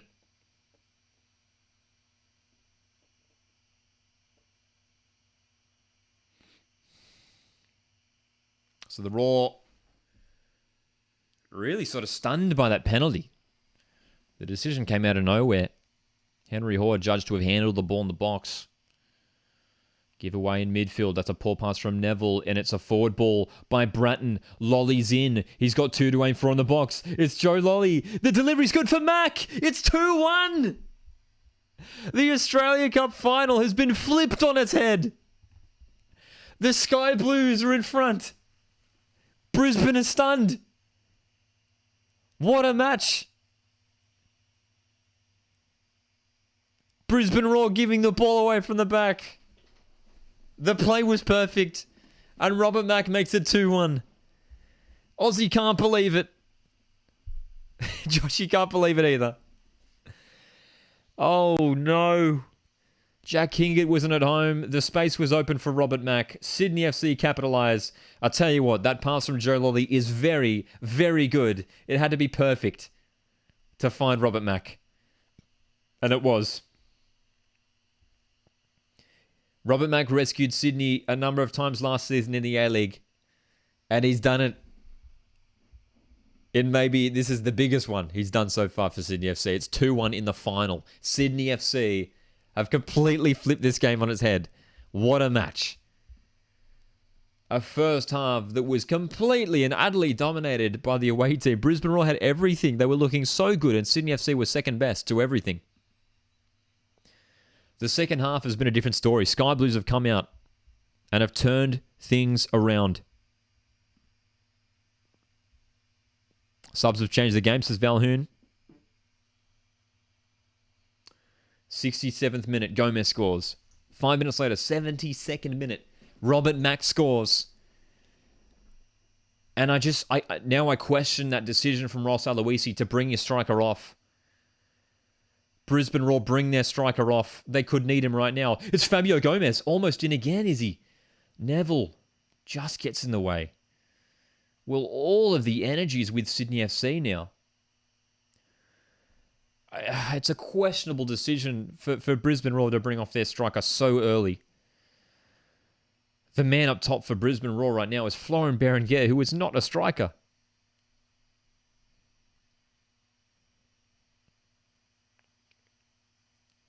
They do not have the players to chase this game, Brisbane Roar.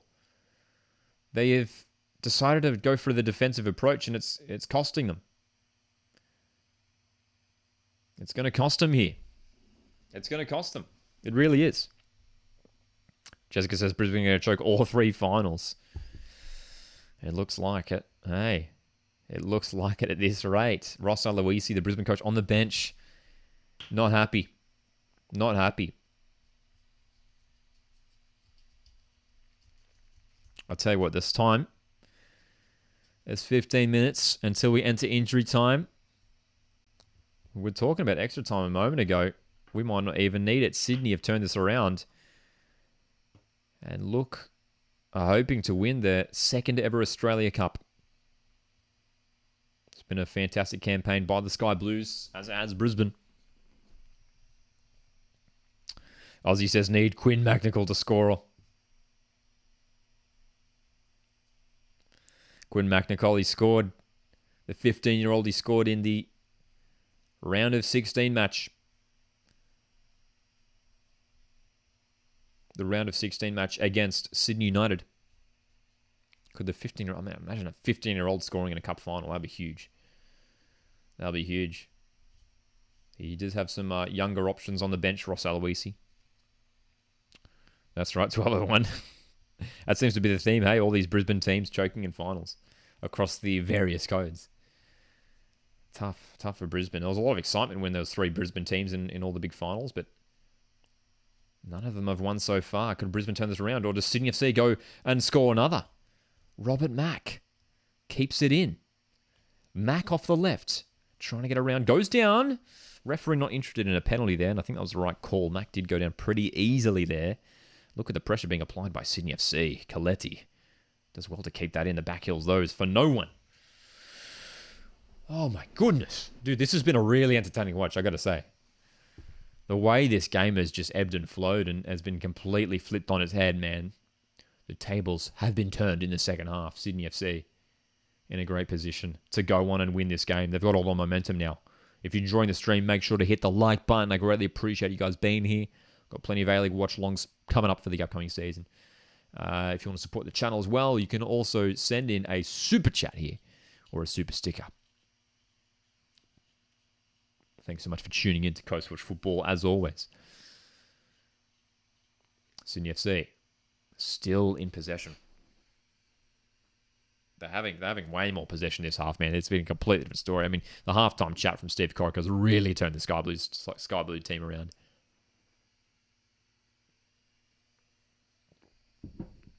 Bring on Bessa Barisha. I mean, they'd love someone like that right now, wouldn't they? Brisbane Roar. Oh, it's a great run. Joe Lolly, what a run. Saved by Freak.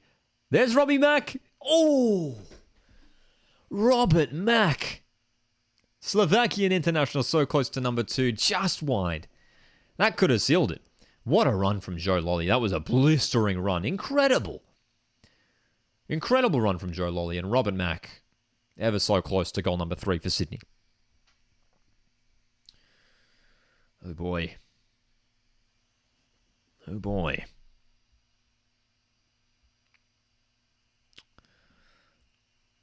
Changes being prepared here for Brisbane Roar. Here we go. Couple decent changes coming on here. It's Kai Truan. Kai Truan, very good young defender, midfielder. Can play in either position. And that looks like it might be Jonas Markovski coming on as well for Brisbane Roar, I believe. Unless I'm mistaken. Ollie's says, don't worry, we'll make a comeback after the Sydney comeback. I mean, that's the question now, Ollie. Hey, did Brisbane Roar have enough to come back here? I'm again concerned about that decision to...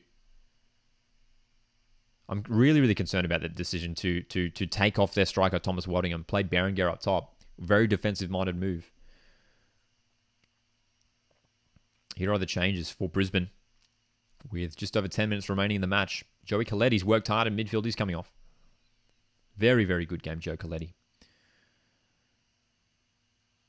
And that is Markovski coming on. Zabala off as well. So looks like Truan might move to left back. Kai Truan is at left back. And it is Markovski who will push further up the pitch. So you can see Ross Aloisi has reverted to bringing on a more natural attacking player. So the midfield duo is still now Gamulka and O'Shea for Brisbane. Here is Markovski looking to get forward. I mean, what a moment it would be for him, Markovski, to score in a cup final, his first ever Brisbane goal. That would be massive. That really would be massive.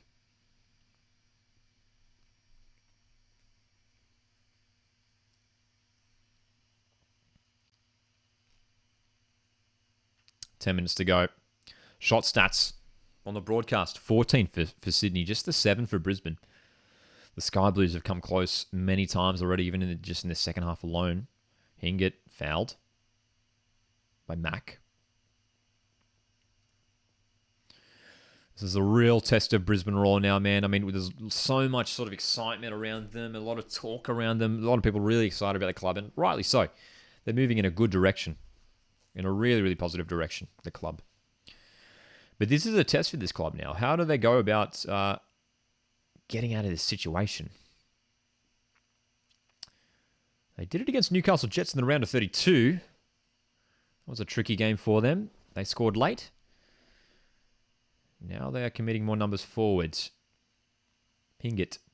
You can see Sydney FC defending a little bit deeper now. Defending this lead. O'Shea. Pass into the feet of Hingett. Berenguer's cross is blocked.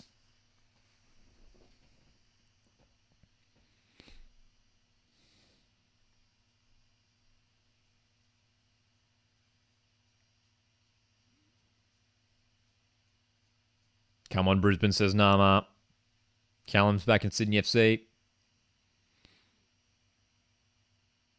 Newey Jets, make sure to check out the podcast after the match. Make sure to check out the new podcast on Newey Jets football. I was very happy to feature on the podcast this week for Newey Jets. Little heavy collision there between Scott Neville and Fabio Gomez. Good to see Fabio Gomez really throwing himself about in his Sydney FC second appearance. He did come off the bench in the semi-final, I believe.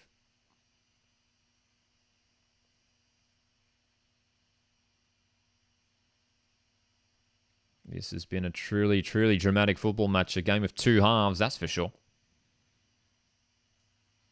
A match where Brisbane looked so impressive in the first period. And I said it at half-time, man. If things go the way they are, Brisbane are going to win the game. That's what I said. You can rewind and see it come out of my lips. But Sydney FC, I mean, we did discuss those halftime changes and whether they would make them, and they did. And it's worked. Fabio Gomez from the penalty spot. Robert Mack from close range. It's 2-1. The second half's a different story, and now it's Brisbane trying to chase the game.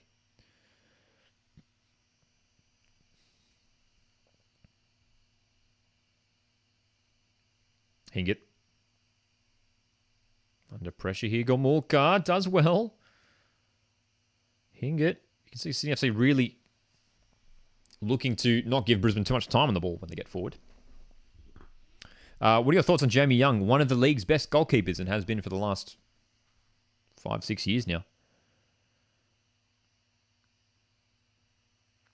Tarish Gomulka for Jay O'Shea. That's the guy who you want on the ball for Brisbane. He's going to create the chances. Got to keep an eye out for Florin Berenguer, who hasn't seen too much of it in the second half as well. Heavy touch there. Trying to win it back there, Truan. But Joe Lolly, fantastic again. Ryan Grant has made a lung-busting run down the right. Gomez is central. Lolly's delivery is good towards Gomez, who tries to win the header. You can see just the height on Gomez. What is he? Can someone look up? I believe he is 6'4". Very tall man. Coming close to 200 centimeters, I'm sure.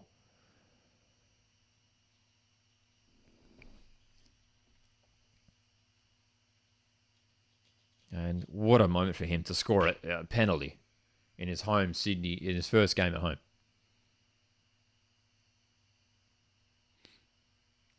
Change here for the Sky Blues. Robert Mack, the goal scorer, potentially the winner in the cup final, is leaving the pitch. And it's young Jaden Kaczarski coming on to replace him.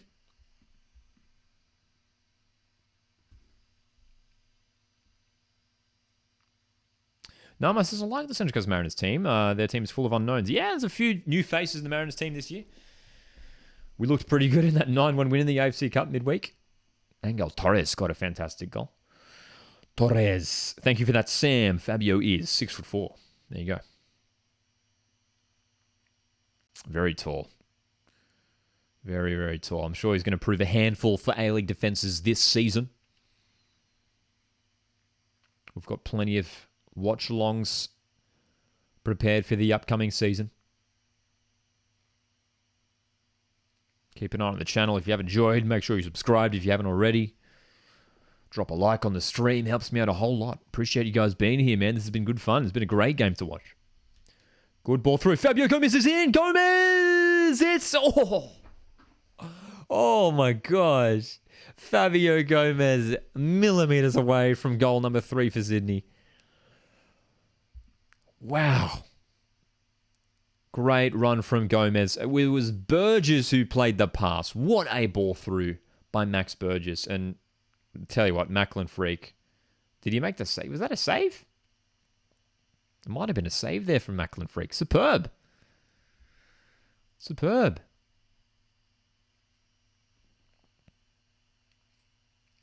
Corner here. Kaczarski's going to take the in-swinger. So it was a save from Freak. A wonderful save because that's kept Brisbane just in the game with a chance. Here we go. It was pouring on that 9-1 win. It absolutely did pour too. We've had decent weather on the coast most of the week. It did rain last night, but yeah, dude, it was bucketing that night. So, not long to go. How much injury time do you guys reckon we'll have? Give me your injury time predictions here. I don't think we'll have too much. There hasn't been too many halts in play, stoppages in play. Halts. I'd say maybe 4 minutes of injury time. We had the stoppage for the penalty. We had some, two goals, some substitutions. But hasn't been any injuries this half. There hasn't really been any stoppages for injuries this half. So I don't think we'll see any more than 4 minutes of injury time, I'd imagine. So Brisbane pushing players forward. You can see the fullbacks staying wide, staying high here for Brisbane. They need to commit numbers forward because they are running out of time in this Australia Cup final. The first ever Australia Cup final for Brisbane Roar. The first time they're competing in a final since 2014, where they lifted the A-League Men's Trophy against Western Sydney Wanderers at Suncorp Stadium. Is there enough in this Roar team to rescue it? Jay Shea, you can see he's playing real deep here, trying to get himself on the ball. Trying to get things going for the Roar side, but he can't quite manage it. Oh, boy.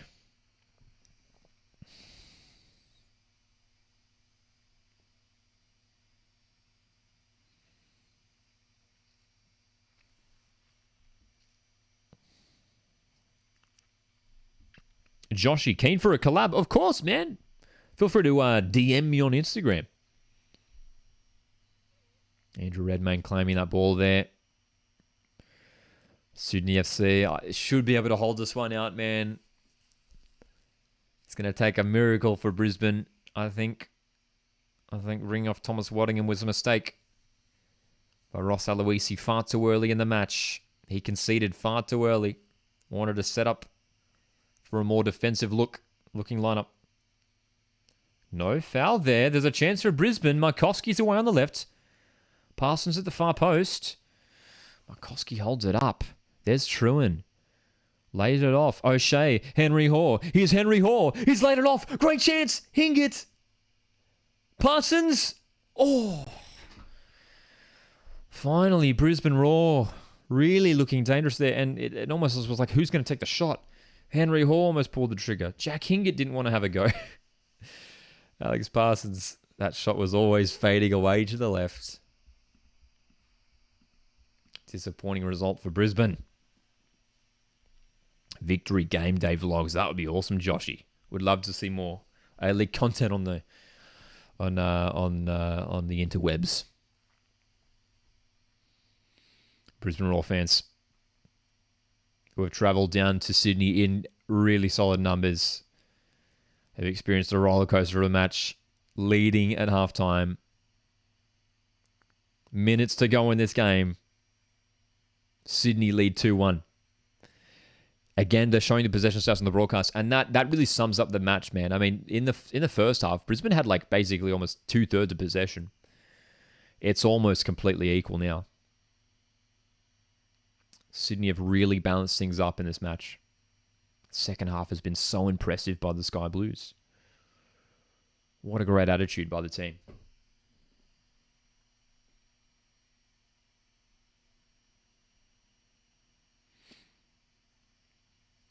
More numbers committed forward here for Brisbane. The pass forward by O'Shea is cut off by Kacharski.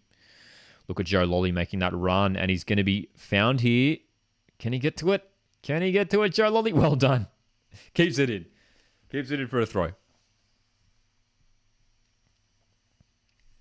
We're about to enter injury time here.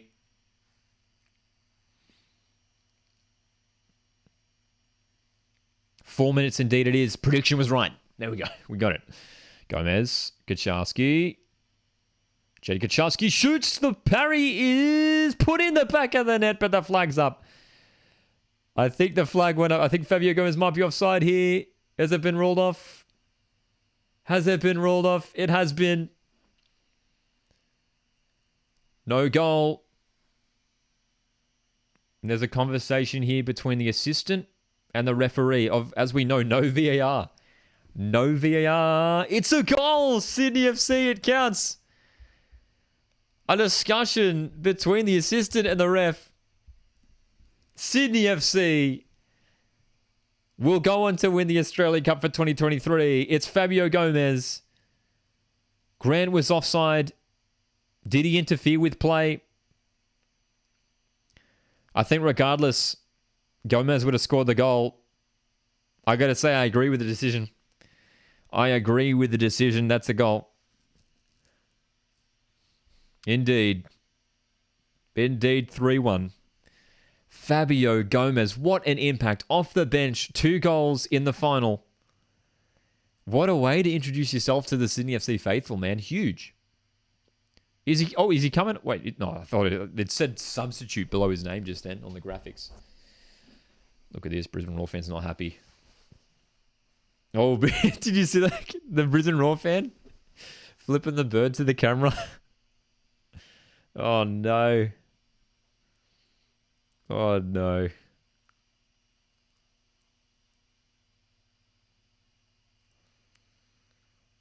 Brisbane Roar. Brisbane Roar, so impressive in the first half, man. So impressive in the first half.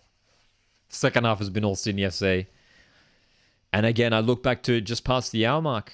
Ross Aloisi takes off his goal scorer. Takes off his goal scorer in a cup final. You still had half an hour to go in the game. Fabio Gomez. Could he be in for a hat-trick in the final? It's Gomez. He shoots. Oh, just wide.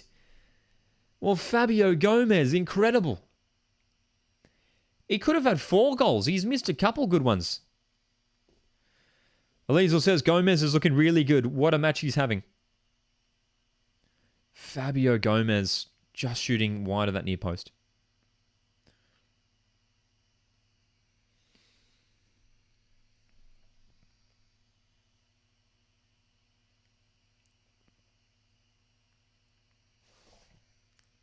This has been an incredible second half by Sydney, man. An incredible second half. 1-0 to Brisbane at the break. An incredible turnaround from the Sky Blues. Steve Corica, that halftime talk must have been something.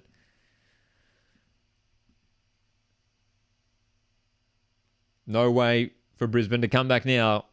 Sydney FC are going to win the Australia Cup for the second time in their history. What a match. And that's the full-time whistle with 40 seconds still to play. That's it. We had 4 minutes of injury time. Referee's not interested. Wow. We still had plenty of time to play there. It doesn't really matter anyway. Brisbane Roar were no chance of getting back in the game. Sydney FC have won the Australia Cup for 2023 with an incredible second half performance. Well done, Brisbane Roar. Their first half was fantastic, but they have bottled this one. Ross Aloisi, what are you thinking bringing off your goal scorer with so much of the game to go? He plays Florian Berenguer as a striker. What are you going to gain from that? Incredible. And as Ollie says here, we choke another final. Brisbane fans, I feel sorry for you.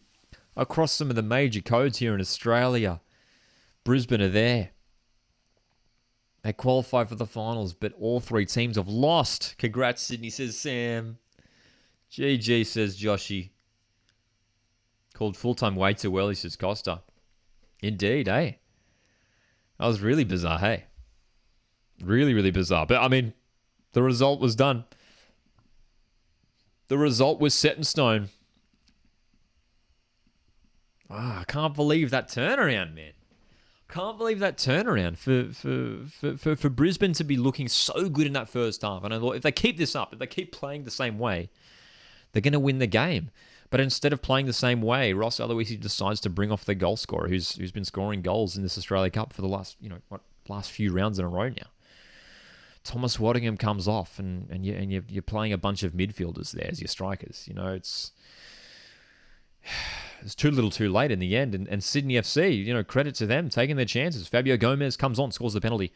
Robert Mack makes it 2-1, and then Gomez tapping home for goal number 3 for Sydney FC. Just a dramatic final and a fantastic win for Sydney FC, who will be heading into this A-League men's season now with high hopes. Really, really high hopes. I mean, especially with Fabio Gomez.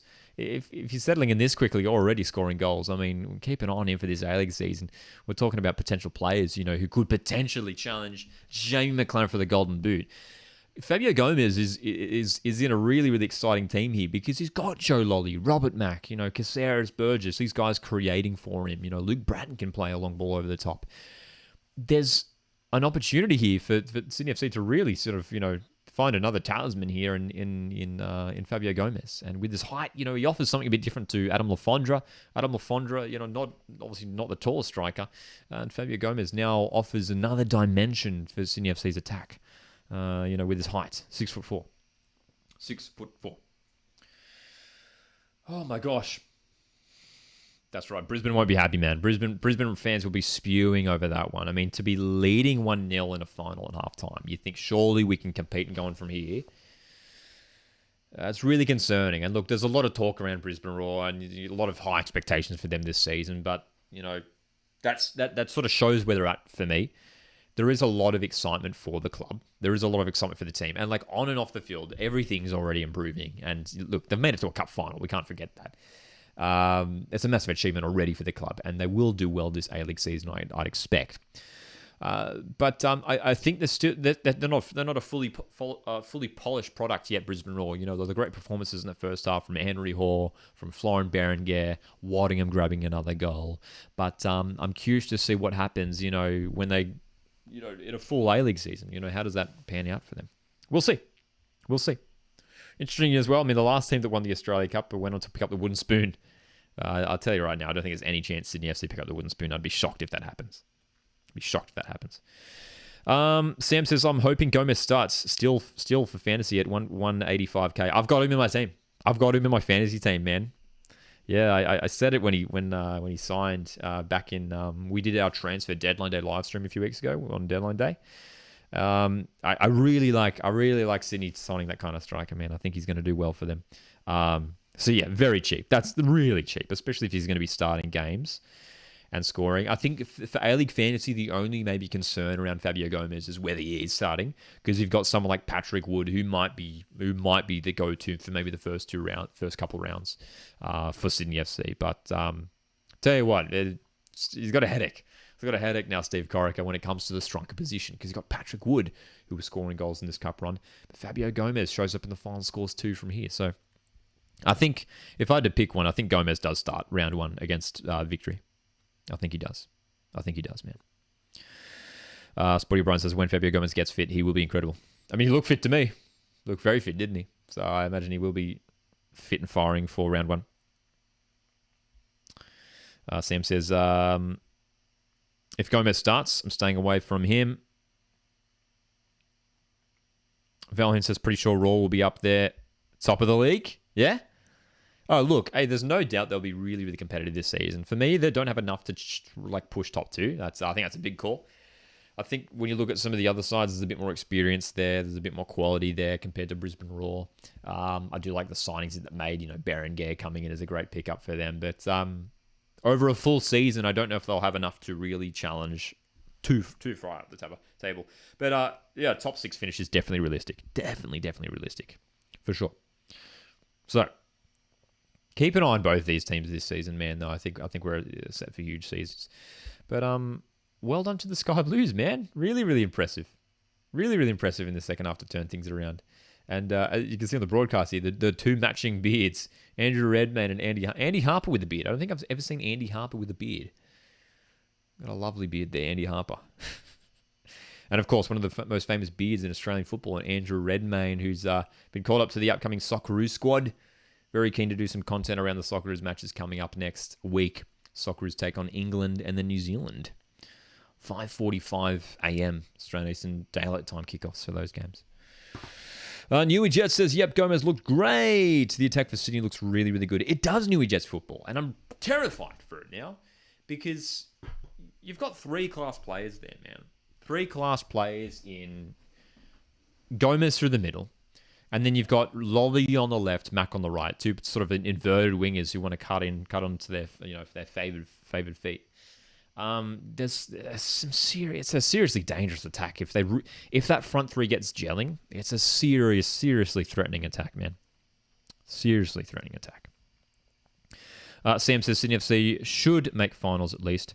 Haven't done a ladder prediction yet, but we'll think of one with a week to go until the season starts. Yeah, they've got to be top six. For me, they've got to be top six for sure. Sydney FC, easily. That reminds me, my ladder prediction video is coming out in the next couple of days. So next week, keep an eye out for my ladder prediction video, which is generally one of the biggest videos here on the channel. Remember last year's one got a lot of views, so it's generally a big one, which is quite hotly debated.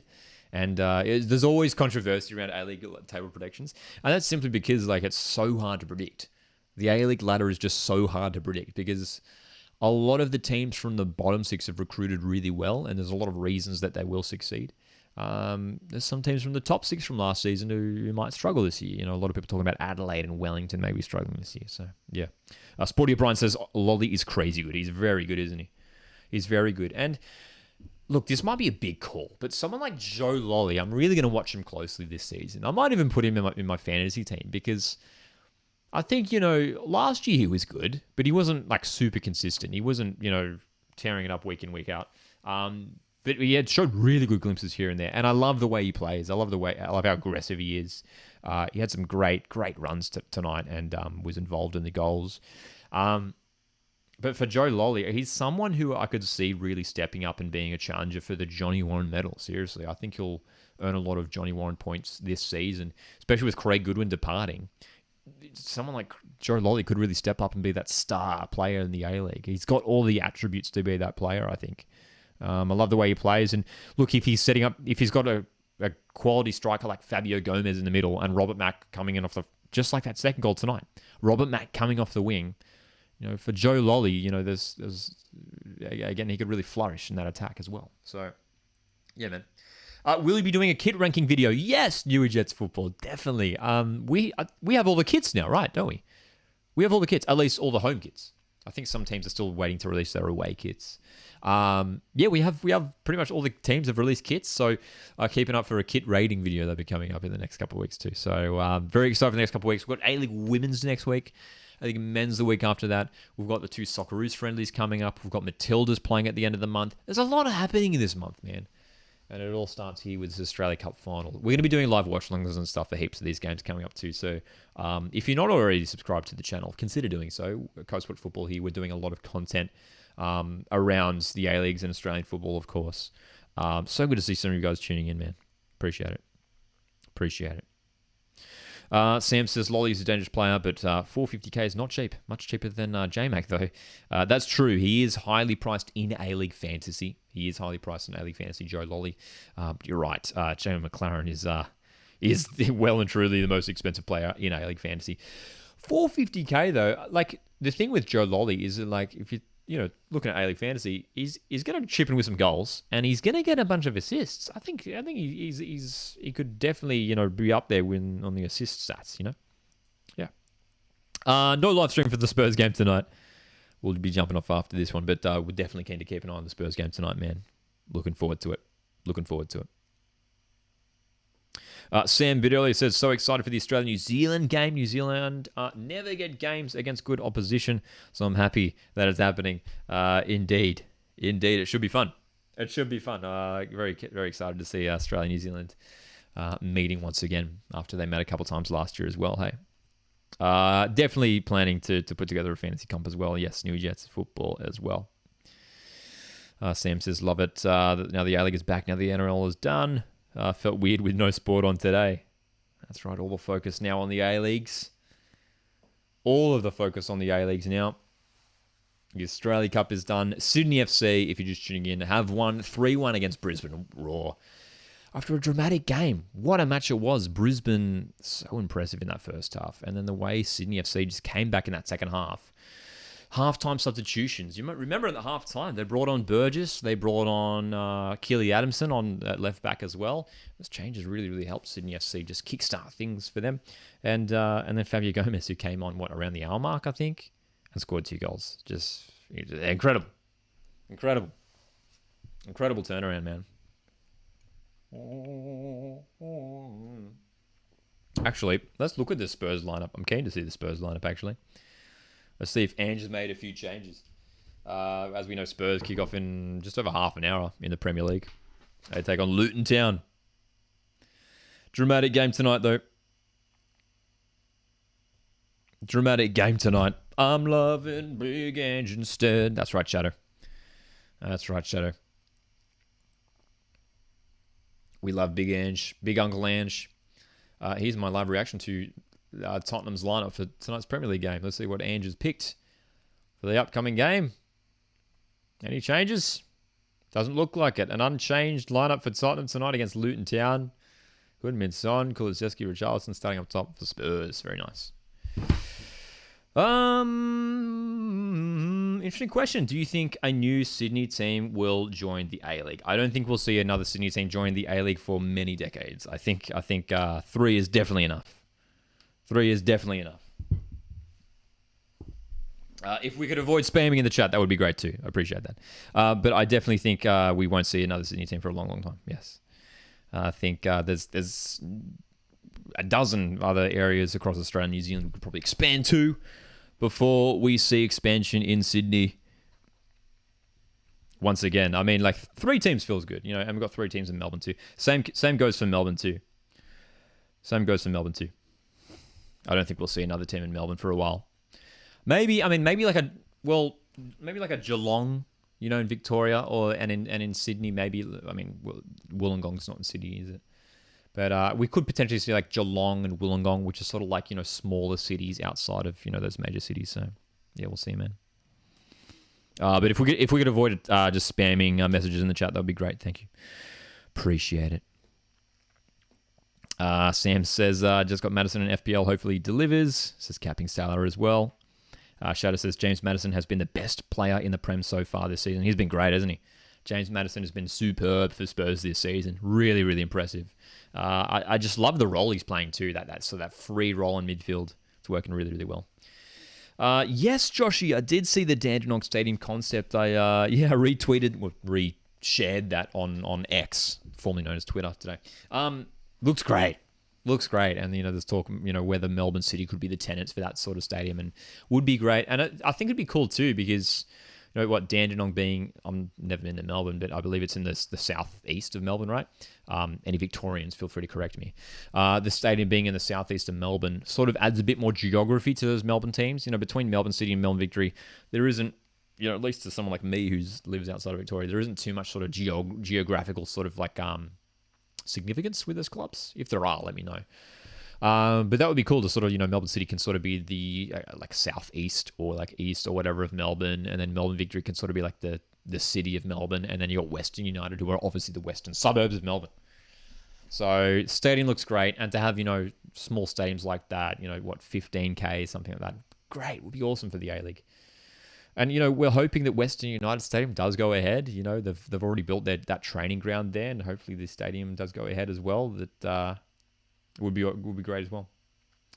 So the medal presentation stadium taking place in the stadium now. Sydney FC, Cup champions, premiers, whatever you call it, whatever the correct term is. No Watchalong for Spurs out tonight. We'll definitely keep an eye on that one though. But we'll be jumping off in just a couple of minutes. Appreciate you guys tuning in, man. Nama asks, which A-League player proved you wrong last season? That's a fascinating question, Nama. I'm going to have to think about that one. Which A-League player proved me wrong last season? Oh my goodness, man. I'm going to have to come back to you for that one because it's a really, really good question too. Tell you what, it's not that I was proved wrong, but I wasn't expecting such an impressive season from Nectar Triantis. And yes, I'm just talking about a Mariners player, but that's the first one that comes to mind.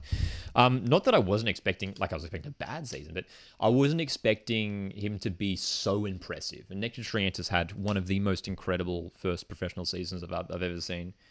He was phenomenal for the Mariners, and look, he secured a move to Sunderland in England, decent club in England. So he proved me wrong in the fact that I expected him to be a player who was sort of just going to develop over sort of a few years, but he stepped in and was incredible. So that's the first one that comes to mind. I'm sure there's some more out there if I thought about it. So Callum Neuenhoff, yeah, Callum Neuenhoff was fantastic last year. That's a good choice as well. That's a good choice. Again, a player we knew was good. But he really stepped up at Wanderers as Joe Lolly looks like he's won the award for best player. Looks like it. Interesting how they're doing this presentation up on the in the stands, which is fascinating. Joe Lolly, rightly so in my opinion, wins the award. He was fantastic tonight. Very nice medal. Very shiny medal. Very shiny medal, that one. But guys, hey, thanks so much for tuning in tonight. I greatly appreciate it. We've got plenty of live streams coming up over the coming weeks. We're doing our Melbourne Victory career mode, so that's continuing this week. We've got episode 5. We are doing it live Tuesday afternoon, Friday afternoon for episode 6. So Tuesday, Friday for our FIFA career mode. EAFC career mode, I should call it now. So make sure you join us for that one. And then we've got the A-League Women's kicking off next week. The plan is to do a live watch-along for the Sydney Derby next Saturday. And then we've got the A-League Men's competition. And the plan is to do a watch-along for the Big Blue in round 1 for that one. Guys, thanks so much for tuning in. Enjoy the rest of your nights. We've got the A-Leagues just around the corner. My name's Lockie. This is Coast Watch Football. And I'll see you guys in the next one. Cheers. Cheers, Joshy. Cheers, Ollie. Nama, Sam, Shadow, Callum.